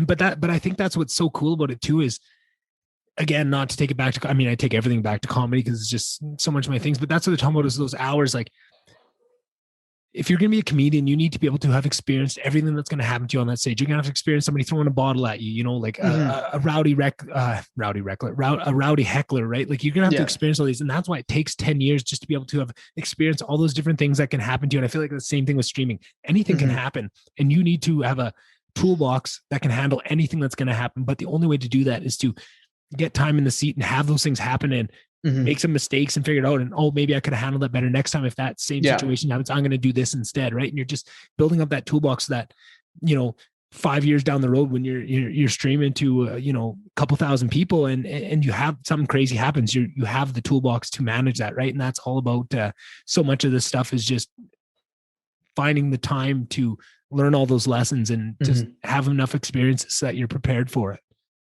Oh yeah, no, it's I've definitely had some curveballs thrown at me. Yeah, for sure. You got any more funny stories? Some curveballs? I don't think I've had to ban anybody, but I have had to like tell one guy to chill. Yeah, I'm like, you gotta calm her down here, bud. Yeah. I don't know if you can say that here. Yeah, we put up with a lot here. We have a lot of balance. Yeah, you are pushing it, sir. Yeah. But I haven't had too many yahoos like that. Oh yeah. But well, that's good. No, I usually let a lot slide in my chat. Which is kind of what I'm thinking I'm going to be like too. Like again, like you said, you don't know until you get into it. Maybe I'll be the guy with the band hammer and just be swinging that bitch. But to me, like I'm pretty unoffendable, right? Which is maybe not something to say because then people will try and test that. But like as long as they're still having fun and it's in the spirit of what you're trying to do, right? Like as long as it's still falling into that and the sense of humor, like you can let a lot go. I think right now it's things are so locked down and you can't say anything and you can't do anything that it's that nice. That's what makes special places like a podcast or like a stream so special, because you can hear those things that you know you're not supposed to say, but you're saying them anyway. But just to see somebody have the balls to do it on a platform where other people can join in and talk about it and feel like it's safe to do so is so special. And I feel like the more it's hard because so many people are, myself included, really pushing back right now against this cancel culture and about people have a little bit of room for compassion and about to walk these stuff through. But on the flip side of that is I feel like that is what's creating this thirst for this type of content and for this unproduced and just whatever that is. I feel like it's kind of the rape whistle analogy, right? Like the person who created rape whistles, you know, they wanted to decrease rape, but you know, like if rape decreases, they're not going to sell as many whistles, right? It's in the yang, it's the same thing, right? If you want to be money, do you value money or do you value what you're doing, right? And it's kind of an odd predicament. Not that really says anything. It's not like we can change anything. It's just it's interesting to me, like so many other things on this podcast. It's just shit that interests me. Yeah, I definitely come from like a little bit more of a conservative background. Physically conservative, but socially liberal, where I find most of Alberta. I want people to say what they want to say. So I guess the only time I would ever ban somebody from interacting with my stream is if they're blatantly being toxic, like if they're trying to hurt somebody's feelings, like they're ruining saying other people's experience. That's kind of the only time I would ban somebody. But like the odd gay joke or the odd like if it's funny, then go for it, man. And if you're taking a swing at funny and you can see that it can be funny to them, that's the other thing, right? It doesn't matter if it's funny to you. Is there a realm? Like, I feel like that's so much of what the problem is people don't realize what humor is. Humor has lost its place on the totem pole and has fallen off because now humor is inappropriate, right? Like, but that is what is so special to me about comedy. That is where you find out where the lines are. The line is not where we say the line is. The line is not something you can tell somebody where it is. It's found, right? Like when you say a joke and that whole comedy show laughs, it might be inappropriate, but it is funny. You can't say it's not funny because everybody laughed. It's true. It's an unintentional thing, right? And if you, I feel like we need to just lean heavier on that side where, is it trying to be funny? Is it trying to come from a good place? Like where did it originate? Where is it coming from? Is it trying to hurt somebody or is it trying to be funny? And if you delineate on that line, I feel like you're gonna have a successful community, because people can see that, they can sniff that out.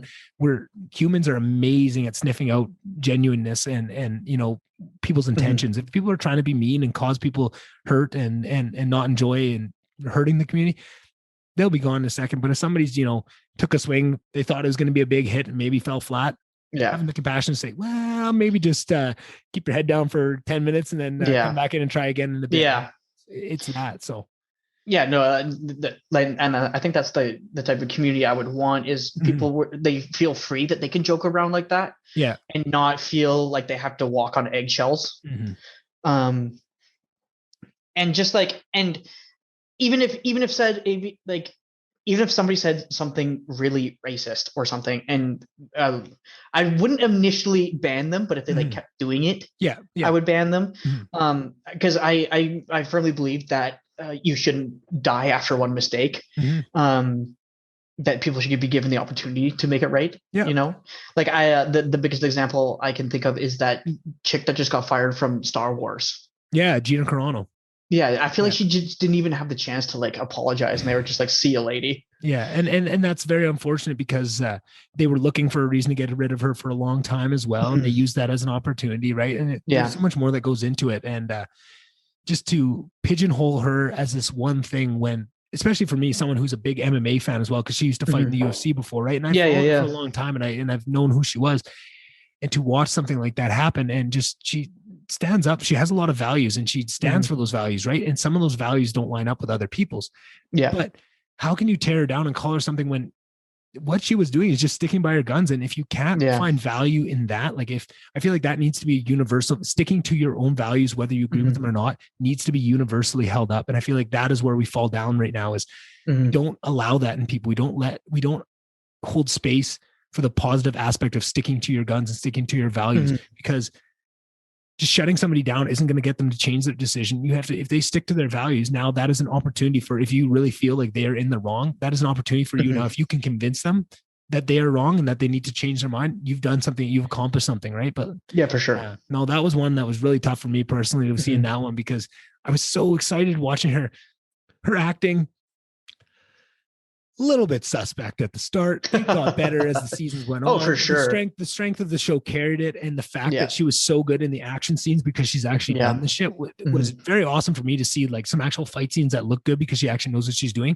That carried it a little bit. I'm not going to pretend and go out on a limb defending her acting chops, but I firmly believe somebody with that kind of passion and drive to keep getting better would have eventually become an amazing actor. And she still is. I mean, Ben Shapiro picked her up and is creating a movie with her now, and she's going to be successful. Somebody like that sticks behind. But and that's painful to watch. It's like, can we not just have a little bit of compassion? That's just not the community that I want, that people have to avoid saying what's on their mind, or cracking a joke and being like, oh, if I make a joke, maybe I get banned. That's just, so I don't think I would ever.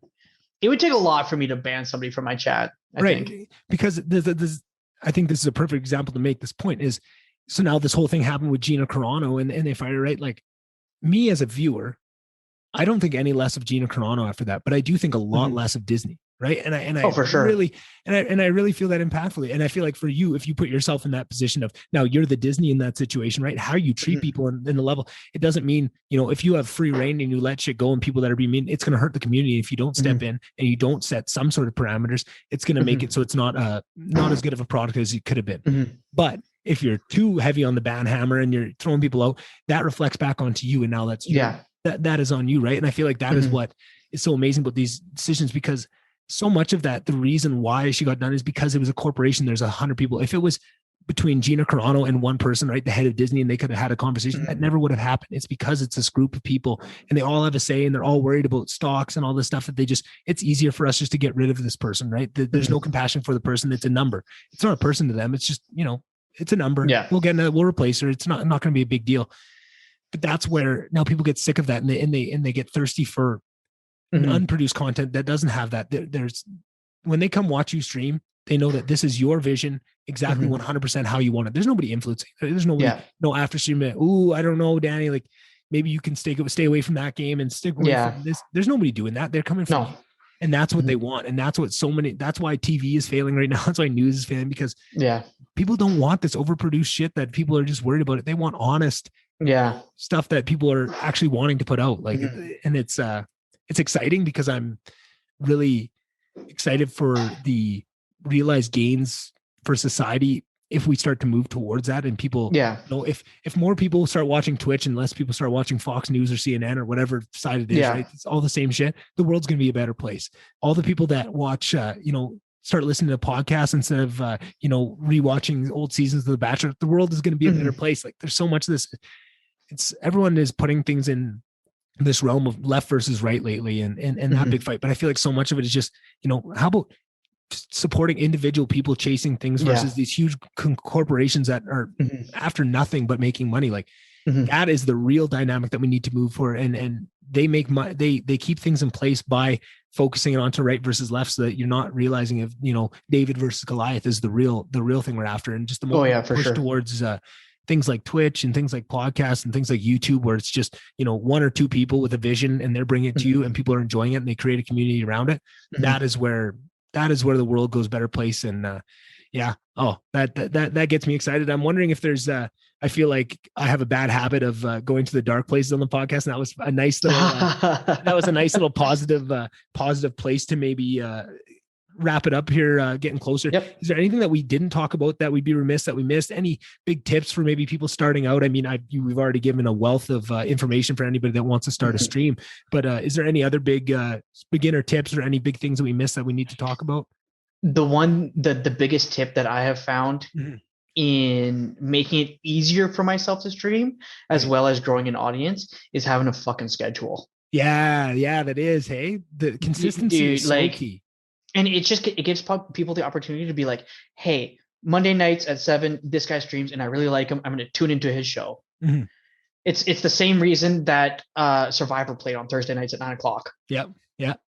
And so to have a consistent schedule, to give people, and once you have a schedule, people in their minds know when you're going to stream, so they can actually tune in instead of just doing because sometimes I will put up like a willy-nilly, like, I'm done work early, here's me streaming Bloodborne for a couple hours, and I get next to like no viewers, and then I stream on my usual Monday nights at 7 and I get like 15 to 20 people. Oh, that's awesome. It's a huge difference. So if you can keep a schedule, like I only have 1 day scheduled right now, just because that's how much time I have to put into it. But I would love to eventually get to 2 to 3 times. Nights a week. Awesome. But for right now it's just Mondays, and I find that my viewership is a lot better on Monday nights. And therefore my it's a lot better of a stream for Monday nights. Yeah, you can get more excited about it. It's set, and I love things like that because I feel like for so long, almost until the last probably 5 years, anybody that got into streaming and anybody that got into podcasts was kind of figuring it out on their own. There were some people to look at and learn these lessons from, but a lot of times there was not a lot of paths to success. There was not a lot of templates out there. But I feel like for guys like me and you that are jumping into this now, there's so much to learn from, right? Like, and things like that, like the consistency thing. I think there were so many people that struggled with gaining traction just streaming here and then, like, not knowing that. But now for us to be able to be at this point where you hear that, right? That same thing with podcasting. I feel like what is exciting to me is now there's people like myself that are starting a podcast with 6 years of listening to all these amazing podcasts that had nothing to go off of. They're just figuring it out. But now I have all the intelligence from them of the mistakes they made, the things, and they talk about it on their podcast and they get to talk about it, right? So, which is the same as streamers. You follow enough streamers, you're going to pick up a lot of those things. And I'm very thankful for the opportunities that we have to, stand on the shoulders of all these other people that have gone there before us and done that, so we can learn those lessons and hopefully fall into a couple less pitfalls. There's always going to be new ones popping up that you're going to dance your way into, but it's exciting for me to be in this. I feel very grateful for just how things worked out, that I didn't, try and jump into this 3 years ago when I probably would have been in rough shape. I mean, I wish I would have started this 3 years ago because I'd be so much further along, but I probably needed to grow up a little bit still for me to be at the point where I can put the type of Oh, effort absolutely. I want to into this and make it what I want to do. Whereas I feel like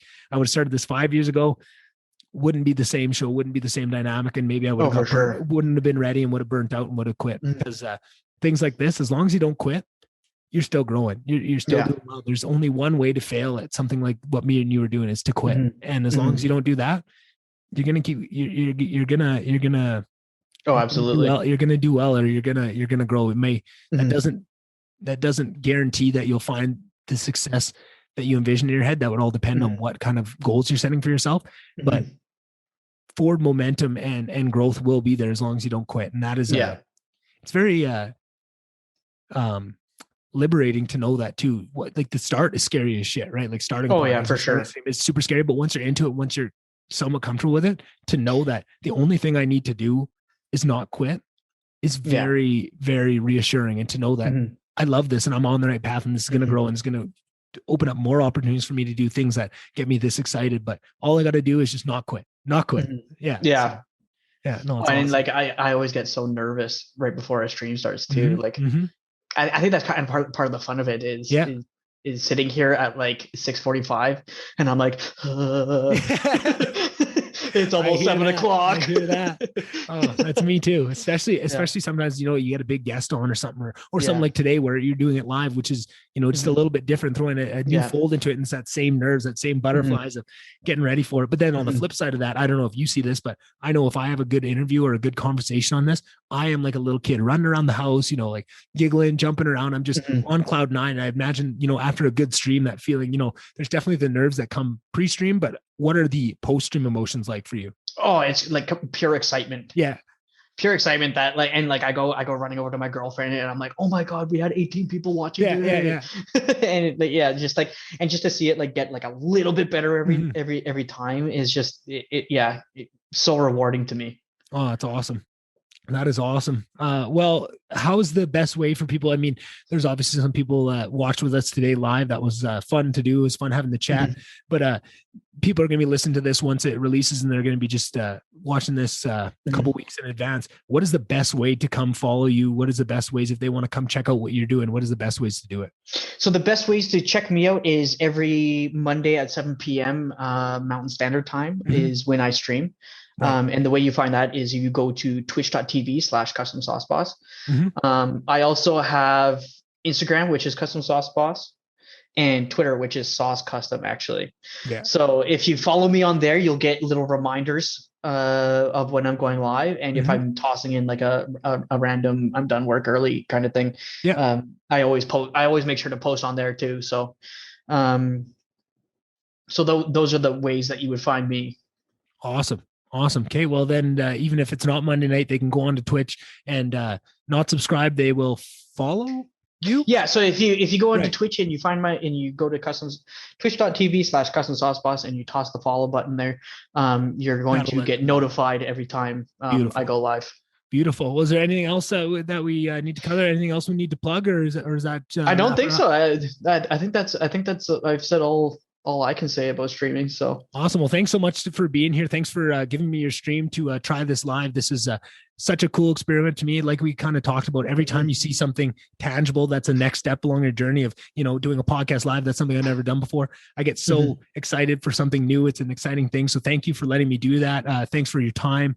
I had a lot of fun, and also thanks for all that knowledge. I feel so much better off about jumping into the streaming journey after all that download. I feel like that was professional. And I feel like also this is something that years down the road, I'm going to be able to refer people back to if they ask me about streaming. It's like, oh, go back to listen to this episode of me and Danny. We really cover it, soup to nuts, the whole thing. I feel like that is going to be a huge benefit to people. So thank you for doing that. And I'm sure there's, thank you, man. It's been super fun. So awesome. I'm glad you enjoyed. We'll definitely have to do it again soon. Hopefully this pandemic pisses off and we can do it in person. Then we'll definitely get some co-streams going as well. Oh, for sure, man. Yeah. You know where to find me. So it sounds good. All right. Thanks again, brother. All right. Peace, buddy. All right. Hope you guys really enjoyed that one. I personally did. I learned so much. Give me such a better understanding of what streaming is, what kind of road I'm into or I'm in for once I jump into it, and really got rid of a lot of the fears that I have. So I'm excited to dive into it, try it out. I'm sure I'm going to be leaning on Danny for a lot of support. Please go check out his Twitch channel. Watch him. He goes live Mondays. He's very entertaining, really funny guy, and I think you guys will really enjoy what he has to offer. So go check him out. He usually goes live Mondays. Sometimes he goes live other days of the week as well, but usually you can catch him Monday nights pretty consistently. And just follow his social medias. CustomSauceBoss is all his stuff, and you'll see him add to his setup and get better and better along his journey, just like I am. And I really get excited watching guys chase something like that, and it's always fun to get in on the bottom floor as close to it as you can, because then you get to watch the entire rise. So if you liked what you heard today, please go check him out. He's a really cool guy, and I think he's going to be doing this for a long time, because I can see that passion behind it, and I think that's what's the most important piece. Is the rest of it will all just fall together. So thanks guys for listening. Tell a friend, follow the stuff, you know what to do, rate, subscribe, all that stuff, all good. Thanks guys, talk to you soon.